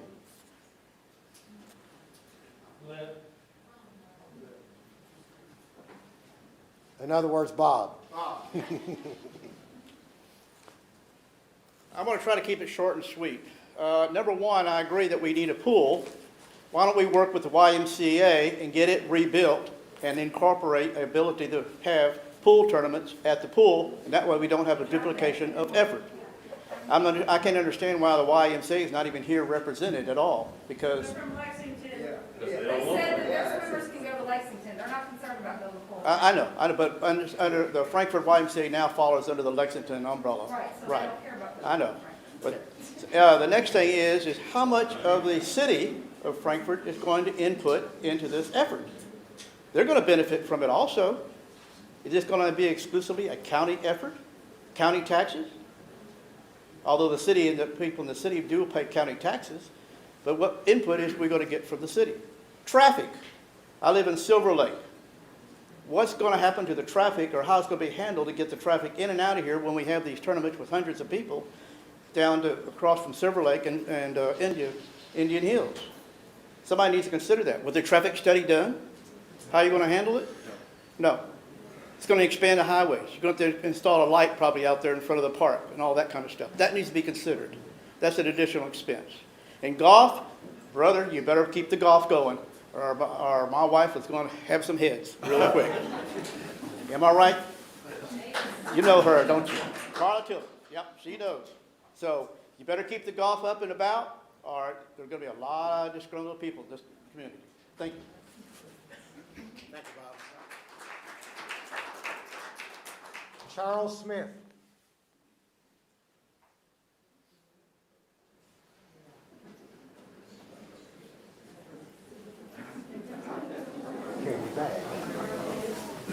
Thank you. First, I want to commend the young ladies from Franklin County and Western Hills for their eloquence and passion about swimming. My wife shares your compassion for swimming, but my compassion is tennis. And I don't understand why in the first preliminary report there were tennis courts involved and now there are not. I don't know if that's a question for the Hitchcock Group or a question for the Parks Committee or who decided to delete the tennis courts.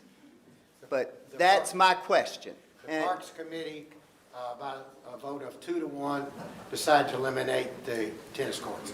Okay, do I have more time? You do. And the other thing, yes. Hold on. Anyone from the firm, was tennis identified as a program of want and need from the studies that you all done, and was it a part of the first one? Or did that come after the fact? Judge Wells sent a letter saying tennis was a #1 priority, phase 1 priority, which was followed up by an email from me saying that wasn't the case. More than gladly. This is Mr. Smith's time. Well, I went to Lakeview Park and I wrote down that tennis was a priority to me. And it seemed like in the paper it was about, 47, 48% of the people wanted tennis. And I don't know whether it was your comments or their comments that tennis was a dying sport. It's not a growing sport right now. And I love my golf people, but golf rounds were down for several years, but they started coming back because of COVID, because people were working from home and people could social distance and play golf. But the city has a nice golf course. The county has a nice golf course. It's a quality of life issue. We don't have a nice public tennis court in the city of Frankfurt. Mr. Tracy. No. He didn't answer your question. Are you asking Mr. Tracy a question? I'm asking, if it was the committee, I'm asking Mueller. You have to answer that. The committee was the one that changed it. No, you explained it to me on the phone. I understand.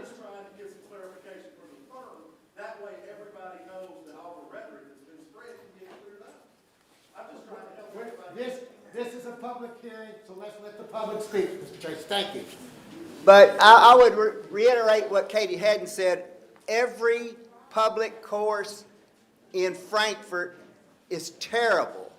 Sir, I don't disagree. I traveled to Frankfurt after the judge told everybody we only had 4 courses in the whole town. I wrote that there's 26. I spoke with Ms. Hampton at length about that. Yeah. Okay, but like I told you, if we could get everybody to step up their game, guess what? That's circulation for the whole county. Da Vinci's Pizza does well. Downtown Frankfurt does well. Everybody would do well. All right. But 6 tennis courts in the park would help that situation. Okay. Squire Tracy, I'm gonna say this. Please stop. You're out of order. You're out of order, Squire Tracy. I'm sorry. I'm sorry. But I've traveled quite a bit. Henderson, Bowling Green, Paducah. I'll leave this for you guys. Even Shelbyville and Versailles now have upgraded public tennis courts, and Frankfort's just falling further behind. Thank you, Mr. Smith. Thank you. Bill Clyre, I think I'm saying that correctly.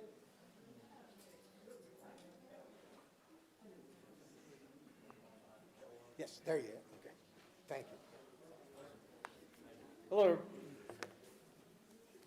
Hello, everybody. First of all, I want to congratulate the fiscal court, okay, for taking this on because it's needed, okay? And thank you for the consulting group, okay? Thank you for your hard work. This is something that we have to invest in for Frankfort. We just have to agree that we need to make some investments in this community, and this is a good start, okay? But we have to realize it is a start. There's a lot of needs, the tennis people are absolutely correct. The golf is, those are all things. Now, everybody knows Falling Springs and Versailles, right? It's model, okay, 2000. The cost was $5,490,000. I don't know anything about this revenue, all this that happened. I don't know if that was even considered. It was paid for by a city-county split by the number of residents. There was $11 million in state money involved, and it was put into the budget last week in the conference committee for Falling Springs. Well, I called Woodford County Fiscal Court just before I came here, and they didn't tell me anything about $11 million. So like I said, I can't dispute that. Is this on? Yes.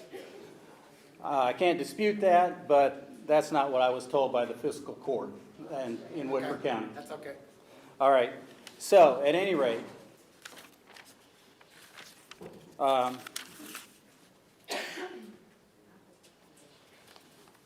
detailed financial statements. I'm a banker. Okay, we really need those. We need to know what the hard dollar cost is this for the community and how much the taxes are going to go to pay for this. I mean, that's absolutely true. The people in the community need to know how much this is going to cost. Okay, they need to know that, and we got to be willing to pay for it. It's an investment in the community. In my opinion, too much is going into too small of a space. Is there land available for a sports field complex someplace else in the county? It would be a lot better if we could have sports fields in a large complex where the soccer, baseball, football could all be accommodated. They're absolutely correct about the driving range. That won't work. It's too short. I mean, I'm a golfer and I'm old and I can hit farther than that myself. Okay, so that's true. We need a long-range plan. There's been a lot of investments that have been needed to be done in this community for a long time, and we're all trying to address them at the same time. Okay, so we just need to decide where to start, and I think this is a good start. This is a good start. We're not going to be able to get everything for everybody, so we need a plan. We need a plan, okay? Got magistrates here. Terry, I know you're here. Michael, Judge, we need a plan, okay? That's everything I got to say. Thank you, sir. Thank you very much. Thank you. Eric Wisman. Eric Wisman.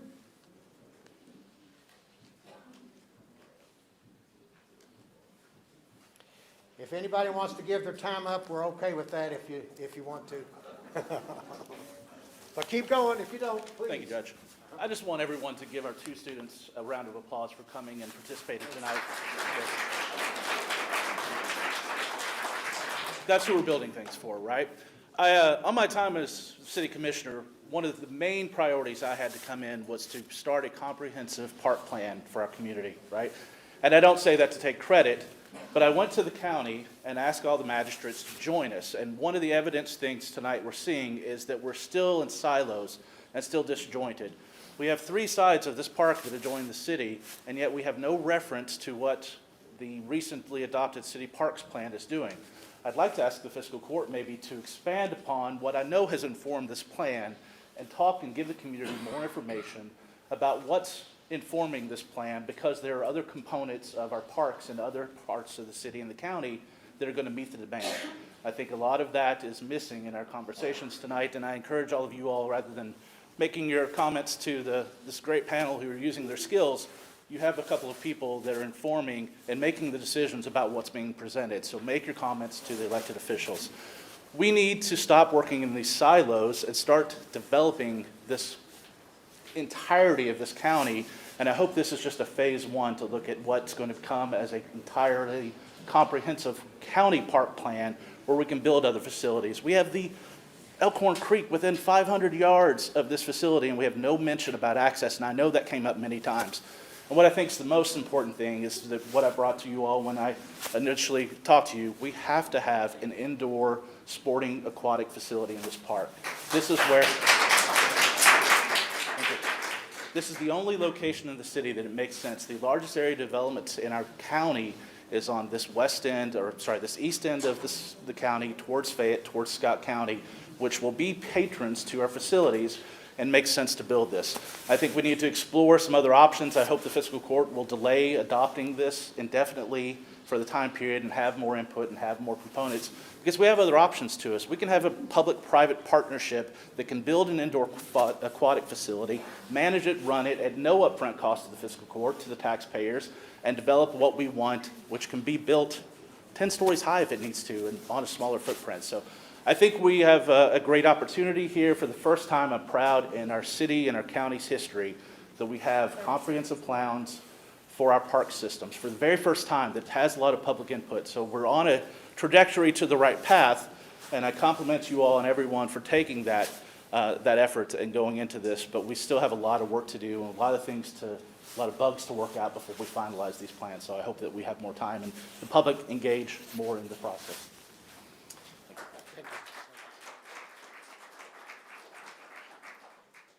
Jamie Bennett?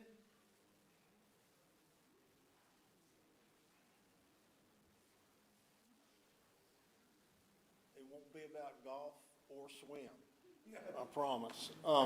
I would like to just give you an observation, and that is, I think there's an elephant in the room that's not being discussed.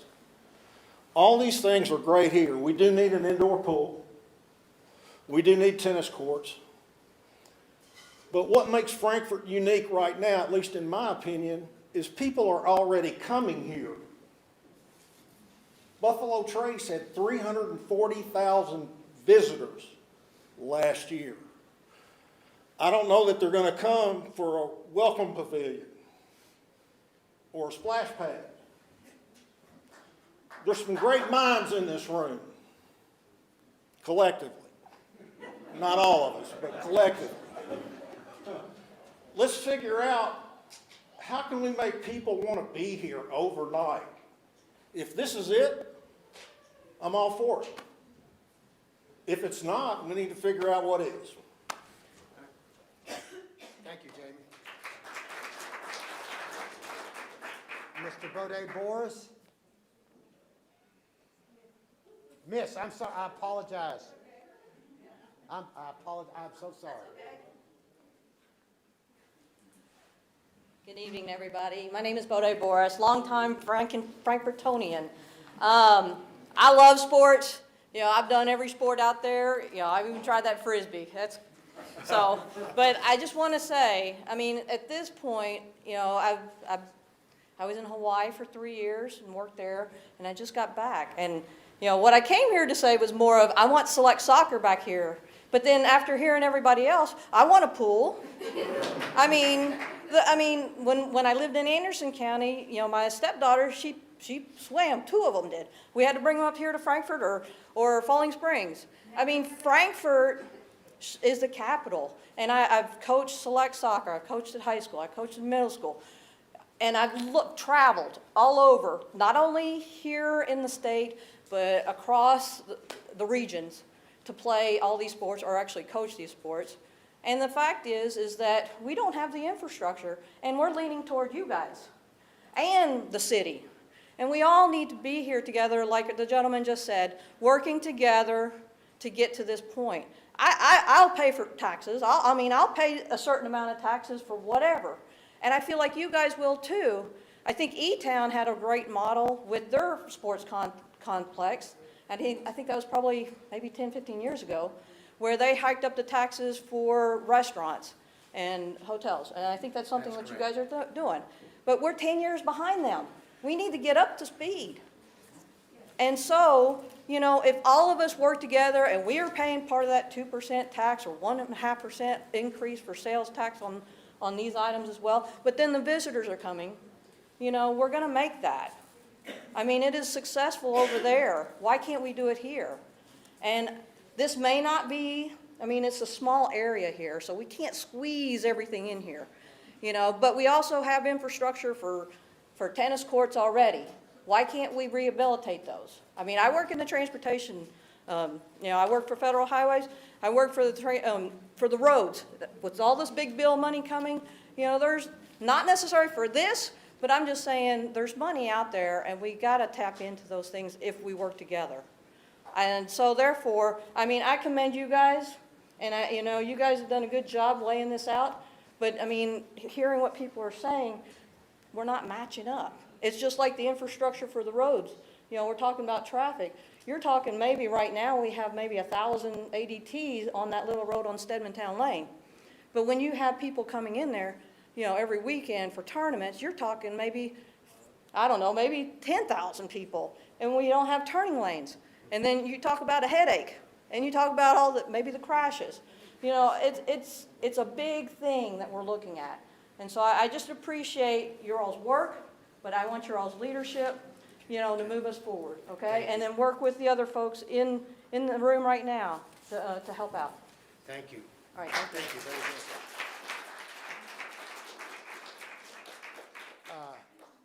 Ms. Borges, I'd like to say this, just a clarification on what you said. Elizabethtown was able to get a restaurant tax. They added a 3% restaurant tax on. That money goes directly to paying the bond for their multi-million-dollar facility. At this point in time, Frankfort, the city of Frankfort and the county of Franklin does not qualify, is not eligible for that tax yet. But it is working its way through the legislative process as we speak. So, as part of tax reform. So maybe there will be a possibility. And if so, if the city and the county could do a 3% restaurant tax, which you all would have to be willing to support, then that would bring in a revenue stream of somewhere between $4 and $6 million a year. And that revenue stream can bond lots of money. So well said. Thank you. Andrew Kent. Andrew has decided to leave, okay? Andrew, sorry we missed your comments. Caroline Williams.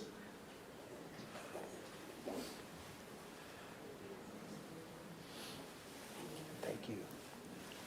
My name is Caroline Williams, and I'm sure you guys are tired of hearing about pools, but I'm going to go on and talk about pools. I'm a former swimmer. I'm from Florida, came up to Kentucky to swim for UK. I'm very, very passionate about swimming.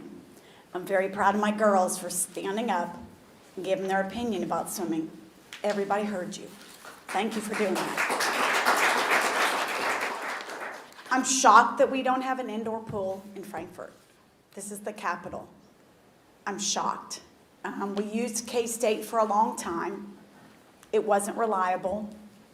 It always had problems, and everybody knows K-State has no money. It's unfortunate. They have a beautiful 8-lane pool that's empty, no water in it. It's very sad. There are a lot of people that are passionate about swimming, not just me. I used to teach water aerobics. There are a lot of the elderly that need a swimming pool year-round, not a summer pool, a year-round pool to help walk. Okay? There are so many people out there that need an indoor pool, not just for competitive swimming. And I have 2 children that swim competitively. And I'm driving to Versailles, and I'm paying for my kids to have pool time. I help coach the high school team. I coach at Frankfort Country Club. I have had to go to Versailles and rent pool time for $50 an hour to rent pool time. And that's per lane. It's ridiculous, the amount. And I would charge each kid that came, depending on how many kids came, we'd split it out between everybody. They're making our money. Like, it should go here. It should not be paid to them. And I'm tired of that. I will do whatever it takes to start it. We have a parent here tonight that started a petition. Did you not start a petition? Yes, less than 24 hours ago, and already over 150 signatures. I mean, there are a lot of people that are passionate. Ron Durham, he needs the water. He needs to walk. There are a lot of people that have injuries, that need rehab. Water. They need water. There's no way you're going to get hurt in water. That's where people need to go. You're buoyant. It's good for everybody. 30 seconds. I don't need 30 seconds. Build us a pool. We need a pool. Thank you. Thank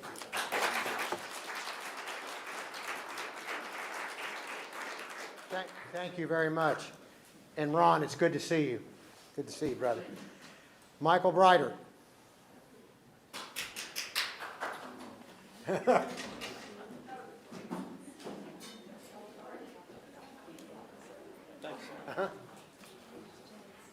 I'd like to go ahead and beat on that dead horse. How many surveys did you say y'all took? We got 875. 875. What was the #1 addition everybody wanted? Depends upon the question. Well, not improvements to existing, but addition. Was what? It was pool. A pool. We need an indoor pool in Frankfort. We need it. We know we need it. We want it, but it's not on this master plan right here, and I don't understand why. Yeah, why? Why isn't it on the plan? You can answer if you're asking him a question. Thank you. So a pool is in the document as recommended that the county move forward with an aquatic center. It's just, as was noted earlier, we identified that this property is not large enough for everything that everybody wanted on that list. And therefore, we had to go with the guiding principles as to what generates the greatest amount of the goals. And that's why the pool did not. But the recommendation is there for the county to seek additional land and to move forward with an indoor pool. All right. So how far down was motorsports on that list? And retention ponds and, like, I mean, the #1 thing we need is a pool. And I'd like to know why disc golf isn't on here too. There's already a disc golf course. Are they taking that out, or is that not a consideration? Is it just gone, or? As stated earlier, it's in consideration to utilize school land and partner for it to be in the back area. All right, thank you. Thank you. We need a pool. Thank you. Chris Talon. Chris Talon. He's already gone. Chris Talon? Already gone. Now this one I'm not sure. Daft? Is there Daft? Duff. Duff? He said he only put his last name. Okay, sorry, Duff. Okay, he's gone. Vince Lang.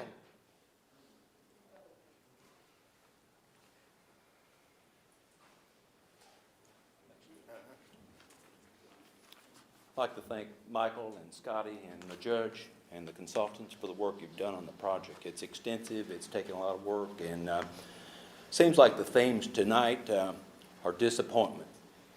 I think down deep we're glad that there's things happening. Everybody wants everything in life, and there's no question. The other theme is we have to travel away from our county, the capital of Kentucky, to do the things we really enjoy doing. Swimming, seems like that it's almost unanimous in the room that that is something that's needed in the community. Disc golf is not included there. I'm here to advocate for tennis, and I'd like a reconsideration of having tennis put back into the plan. Kind of surveyed other capital cities, and obviously cities like Atlanta and Boston and Indianapolis and Nashville have them, but I've looked at smaller capitals, and Jackson, Mississippi has indoor facilities. Look at Lincoln, Nebraska, Santa Fe, New Mexico. Really all across the country, these facilities are needed and wanted. I play tennis. You've got 6 months that you can play on basically dilapidated courts inside the community. So 6 indoor courts would be excellent. Charlie Smith, we have a tennis team that have played together for about 10 years. We've won 6 or 7 state championships, and we've never gotten to play in our own community. We can't host these events in our community. We go to Henderson, we go to Owensboro, we go other places. We bring our money to other cities. We need that dollar to come into Frankfort. It's so important. It's a great activity. So I just wish all these things could be included. It may not happen overnight, but I'm here to advocate for tennis and all these other activities, and I appreciate the opportunity to speak. And again, it's hard work being on a fiscal court, making decisions. I was county judge in Hart County for 3 terms. Never made anybody happy, I don't think, the whole time. But so it's a hard job, and they are to be commended for the work they've done. And thank you for giving me an opportunity to speak tonight. Thank you, Vance. Allison Wood. Allison Wood. Okay. Troy Hearn. There he is. Okay. We're almost finished. We've got about 10 or 12 more. We'll get there. Mr. Hancock, you're on the list. Thank you, Judge. Something I didn't see on the maps are simple things like connections from these neighborhoods for folks to be able to walk and or ride their bike to a park. Imagine that. Are there connections that you show on any of the maps for like access to Indian Hills? I dare say there's 1,000+ homes within a half a mile of this park. And I hate seeing parks that you have to drive a car to. And that's what it looks like. We're designing a park here that you have to drive a car to. And I also would ask, for the connections we have now, they need to be made better and safer. I live in the Maples neighborhood, and to go across our neighborhood over to the shared use path there is like a gauntlet. The posted speed limit now is 45. I dare say people travel much faster than that. To put an entrance at the bottom of the park where you've put there is going to cause major collisions. People come around that sharp turn there. So I used to work with Transportation Cabinet. I'm not an engineer, but I know enough about traffic to know that the speed limit, the posted speed limit needs to be lowered there, and some of the walking connections into the park need to be improved. And then what Eric Wisman said, I would like to see you work better with the city. I know the city has done a park master plan, but I don't know if the city has plans for bike walk connections through Indian Hills. I know there's no sidewalks in Indian Hills, but there's an old rail bed that goes through that neighborhood into the park. I'd love to see that used in some way, and love to see it go to the Elkhorn Creek. That, to me, seems like a no-brainer. We're talking about stuff here that cost millions and millions and millions of dollars. If you can't get the simple stuff right, then why are you planning for all this crazy expensive stuff? So just keep it simple. It's a park. I'd love to be able to see people be able to walk and ride their bike to the park. Currently, there's signs that say there's no bicycle riding on that shared use path. I think that needs to be changed. I know why that is that way, but just keep the simple stuff in there, and I'm more just the biking and walking kind of guy. Thank you, Troy. Good work. Thank you. And thank you for what you do with the ride the bikes in our community. Bo Craycraft. Hey, Bo. Want to thank magistrates Want to thank you guys. I don't know anything about park development. I know you guys have spent a ton of time on this, and I know it's hard to listen to a bunch of resident experts, so I'm going to try not to be that. I'm just going to say, I think 25 years I've been a legal adult. Don't ask my wife how long I've been one. She might not respond yet, but 25 years I've been here. I was a student at Western Hills. I'm now a parent. I'm a soccer guy, but we've heard a lot about what we want, and what I really want is my kids to stick around here. Amen. So I have some grandkids to play with one day, and I'm going to speak for almost no one that I went to high school with, except for a few, are here, and it's because there's been no growth. You know, there's been no population growth, there's been no job growth, and so there's not a lot of reason to stick around, and so we need to invest. And I get it. I mean, I would love a pool if I was a high school student. You know, we used to joke about the pool upstairs at Western Hills. Sold tickets there. But I was for Swim Play Frankfurt, and unfortunately you guys weren't around or old enough, but that was a city, county plan. Okay, and so I have a hard time punching holes in this, because this is just one. I mean, the county's trying to build something that can attract people to our city, and a multi-purpose facility that has gyms and can be retrofit for tennis or whatever, like for an event, it just has more opportunity than a pool. So I get when you're limited on space. So I vote in favor of this plan because I want our community to grow. And I want our community to have better programs. I am a soccer guy. Our recreation program has never been worse. I'm just going to be honest with you. You know, and I'm a club guy. I've spent the last 14 years. My son is done. But I was in Bradenton, Florida yesterday. You know, so this isn't about my kids, but I would love to see my grandkids get to have a chance to do this. So I am in favor. I appreciate your all's time, and I appreciate your all's work, especially you guys. Thank you. Thank you, Bo. Good job. I remember when Bo used to sell tickets at Western Hills to the second floor, to the pool on the second floor of Western Hills High School. That's a joke, Bo, but anyway. Katricia Waldridge.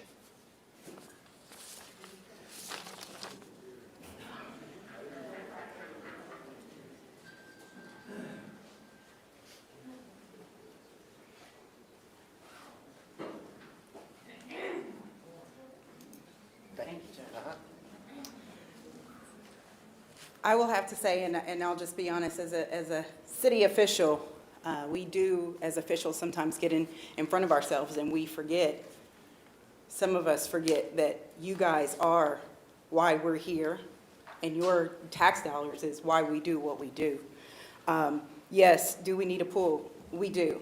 We should not be just reaching out to Kentucky State and complaining on why their pool's broke. That's a university pool. That's not a city pool or anything of that nature. My number one issue is communication. It leads back to what several have brought up. The city, the county, the school systems. We need to communicate. We don't need 3 or 4 pools around here. We need a really good pool. We don't have one pool. We have a wading pond at Juniper Hills that we call Aquatic Center. Why? The city. We did not make it as big as it should have been. We went smaller. Why? Because the wrong people were serving at that time that didn't have kids, that don't go to the pool. We keep making things mini. Why do we make things mini? Frankfurt needs to be larger. We continue to say we don't want to be known as state government or capital city or what have you. We're not making anything else bigger than what the state government is. We continue to make small things. It's continuously politically driven sometimes, and it's ridiculous. We push a certain thing because that's what we are. My son's a soccer player, and I would love soccer fields. And we push soccer fields as a city, as a county, and finally got the school systems to do it. We talk about these young kids. It's bravery that you guys come and you speak, because this is it. They're leaving. They're not coming back. They're not bringing their kids here. They're not raising their kids here. But that conversation needs to be with the school system. Where's the school system at today? Anyone in here with the school system besides our students? Because you guys have a huge budget that can really build a pool right now, or where we can all get at the table and build one together. That's awesome. They can have lanes, period. We did talk with Kentucky State on helping them manage their pool. It's not just a $30,000 fix. You've got pumps that are getting ready to go out. You've got other things that's getting ready to go out. And as soon as we help fix and put our money there, our students may even be locked out. We don't know what that relationship looks like. We have to build what our community needs. We need cohesion in our community from the city, county, and schools for this community to grow. We have to step out of our own ways. Judge, also with this, I understand sometimes you may not be for everything. How long have you been judge? What does that have to do with it? How long have you been in leadership? 7 years. 7 years. We're 7 years behind, buds. We're more than 7 years behind. And we've got the same folks standing up here over and over, All right, continuously. We don't need to be political. Continuously approving. Continuously Talk about our approving. parks, Patricia, please. Continuously approving things like this. These men and women here have done this, and they Time. clearly said that the Time. pool system was number one. There's not a pool. I'm not saying a pool should go here, but there should be community of where the city should be responsible for a pool or the school should be responsible for a pool. Thank you. We have to grow with this park, and we have to grow Frankfurt.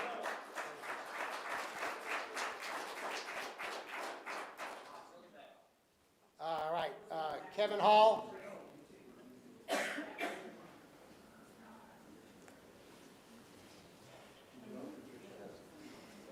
I'll go ahead and start speaking. Anyway, grew up here in Frankfurt, love Frankfurt, all that good stuff.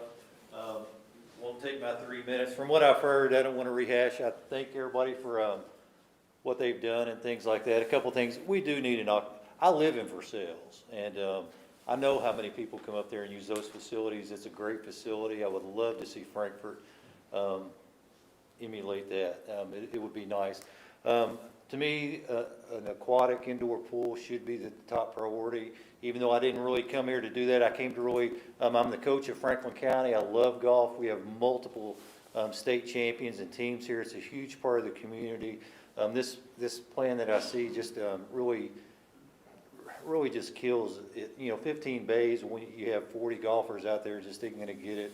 And plus probably the 240 yards that you have, probably 40 yards of that would be a teeing area. So we're probably looking at about, a par 3 hitting range. That's just not gonna cut it. I'm also a big disc golf enthusiast and stuff like that. Seen a lot of growth even in Woodford County. When we host tournaments here, guess where they go for some of their rounds? They go to Versailles and go play at Falling Springs. I know the disc golf has just been shoved off of there into the back of Franklin County. It's only a matter of time. Long-range project, probably new Franklin County High School will be built on that. But, the disc golf is one of the fastest growing sports that we have. I would really love to see the park and the green space stay there for that. It brings in, we're turning people away in multiple tournaments at the disc golf tournaments and things like that. There's waiting lists. People can't get in. And we just need more disc golf. Brings in a sizable revenue too for that. And again, thank everybody for what they've done. And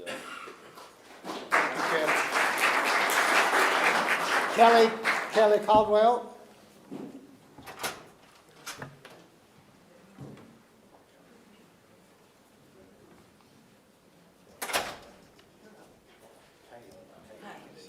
Hey, it's nice to be here. I started coaching Franklin County swimming in 1995. There was a group of parents in the late 90s and the early 2000s that met together in a group of leaders just like this. And they said, we need a pool. And we were swimming in Bell Gym Pool at KSU, not the nice Exum Center, but Bell Gym Pool. And Kentucky State has always been good to swimming, but Kentucky State is not, they are not in the business of providing amenities to the community. That is not their job. That's not why they built that pool. I was told that over and over and over, year after year after year, especially when we tried to get out of Bell Gym Pool into the Exum Center. We don't want you here. And I agree with that. They shouldn't have to do it. But as long as they were standing, the community would not do anything else. Because we always heard, you've got the YMCA and you have KSU, what are you fighting about? And they told a really invested group of parents, no, over and over and over. We have had state champion swimmers and we've never had the facilities. Imagine what we could do if we did have the facilities. We've had kids go to LSU, the University of Florida, Georgia Tech, and we have a swimmer not very long ago, and she has national records in swimming, and we don't even acknowledge it. I do think that Brad Thomas had a great plan, and it just seemed like that everybody just blew him off. And his idea was to bring people together. The city, the county, the schools, the hospital, the hotels. He wanted to bring everybody together. He wanted to go big. And everybody just blew him off. I never could understand that. I always think of this word like altruism, and I think that to be altruistic, you have to care for others the same way you care for yourself. Well, I would like to ask our leaders to care for others, their community, more than they care for themselves. It seems like in this community, like Mr. Wisman said, we're all in silos. The county doesn't want to work with the city doesn't want to work with the hospital doesn't, and it's everybody wants to do their own thing, and as a result, we get half of what we should get, or sometimes nothing at all. I appreciate everything that everybody's done, but I have been to a lot of meetings like this, and I walked away hopeful, and then I've only been disappointed later, and I like my heart tells me that I've wasted 2.5 hours and I'm missed my dinner tonight for nothing. I hope I'm wrong. We hope you're wrong too.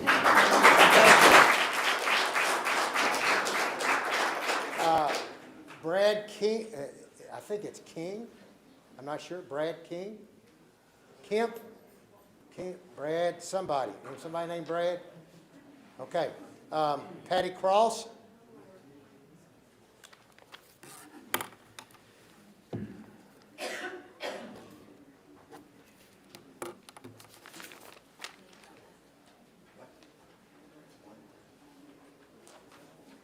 Okay. Public speaking is not my forte, so I'm also a written statement. I joined the Franklin County Fair Board, you know, that motorsports thing. At the time, the fair was preparing to take up residence at its new home in Lakeview Park. Several board members had served on a committee to locate property and help guide how it would be developed. They ultimately selected the Carter Farm as the county's new park and the new home for the Franklin County Fair and Horse Show. I stand here as a 30-year member of the board who has seen, who has seen the park grow from farmland to the property we see today. From then until now, much of the early planning was abandoned, and some current elements seem to have just dropped into place at will. I welcome this planning process. I only hope it is completed in a well thought out way and that the end product is not rushed and the plan comes to fruition. I look at and listen to the long wish list for recreational facilities, and I think they're all great ideas. I'm not bashing anybody else's projects. But there is not room to please everyone at Lakeview Park. All over social media, we see folks wishing for or demanding that there be facilities for gymnastics, swim teams, performing arts, dance and cheer teams, ball fields, and so on. At the same time, the city has recently completed its own parks master plan. And I echo the comments that several have recently made about why couldn't the city and the county sit down in a room together and divvy up all of these wonderful things that the community needs instead of duplicating. I wish there had been an opportunity for that, so that we don't duplicate recreational opportunities while others are left out and green space disappears. When we first moved the fair to Lakeview Park, it seemed everyone who came to our fair from other parts of the state, and yes, we do have people coming from all over the state and surrounding areas who come, oh crap, and spend the night and whatnot, that it was very beautiful and one of the prettiest in the state. We would like to thank Park Director Charlie Lewis, who has answered many of my earlier questions, such as would the fair still have space, et cetera, et cetera, et cetera, and the horse shows and stuff. Now I wonder how the construction will affect the fairs, and how can we host a fair while the park is in mid-construction of one or more elements of the plan. It hasn't been that many years since Expo was going to skip a year for construction in the Capitol Plaza, and then there was the second year and then Expo was gone. We don't want that to happen to the fair. Thank you. Ladies and gentlemen, Patty Cross deserves a big round of applause. She's been on the fair board since its really inception. Thank you, Patty, for your service on the fair board. Thank you very much. Okay. Now, this person deserves a round of applause. Last but not least, Mr. Joe Hancock.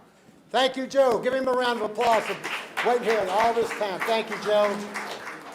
Does that mean I get extra time? You take what you need. Under 3 minutes. No, we've all been here long enough. I don't need any extra time. I think what we're seeing here is a culmination of a lot of things. Culmination of a lack of, vision, lack of planning, lack of, quite frankly, leadership. This plan right here does not solve the whole community's problems. We have had no leadership for 25 years. We can't put everything into this plan.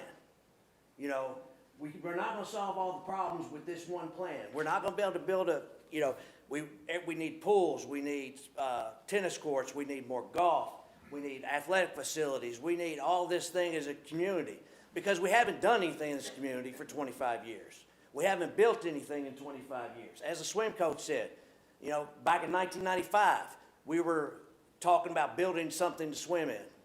Why are we talking about it in 2022? Still talking about it. We need to get all on the same board, and is this perfect? No, but this is going to right a lot of wrongs. It's got the community center, which our kids are going to be able to graduate in. That's going to right a lot of wrongs. The athletic fields and everything else are secondary. We can't shoot down this plan just because it doesn't give us everything that we want. There's other parks in this community that are barren almost, that are absolute not being used for anything, that would be perfect for some of the things that have been discussed in here tonight. That would be perfect. But because of the lack of planning, the lack of vision, and the lack of leadership in this community, we haven't put it all together. It's time we start putting it together, plain and simple. Let's ask for more, let's expect more, but let's not shoot down this plan because it doesn't give everybody everything that we want. Thank you.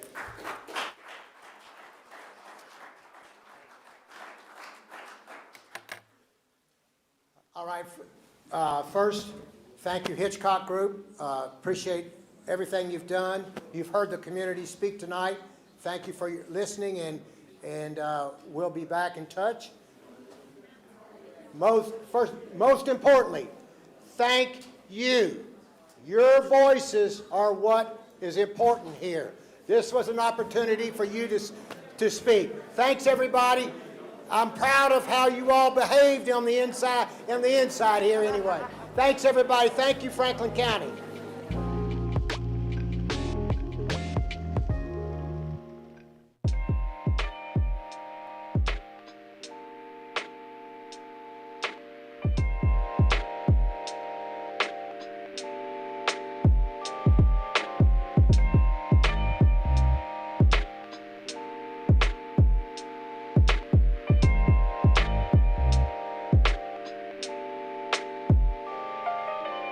you.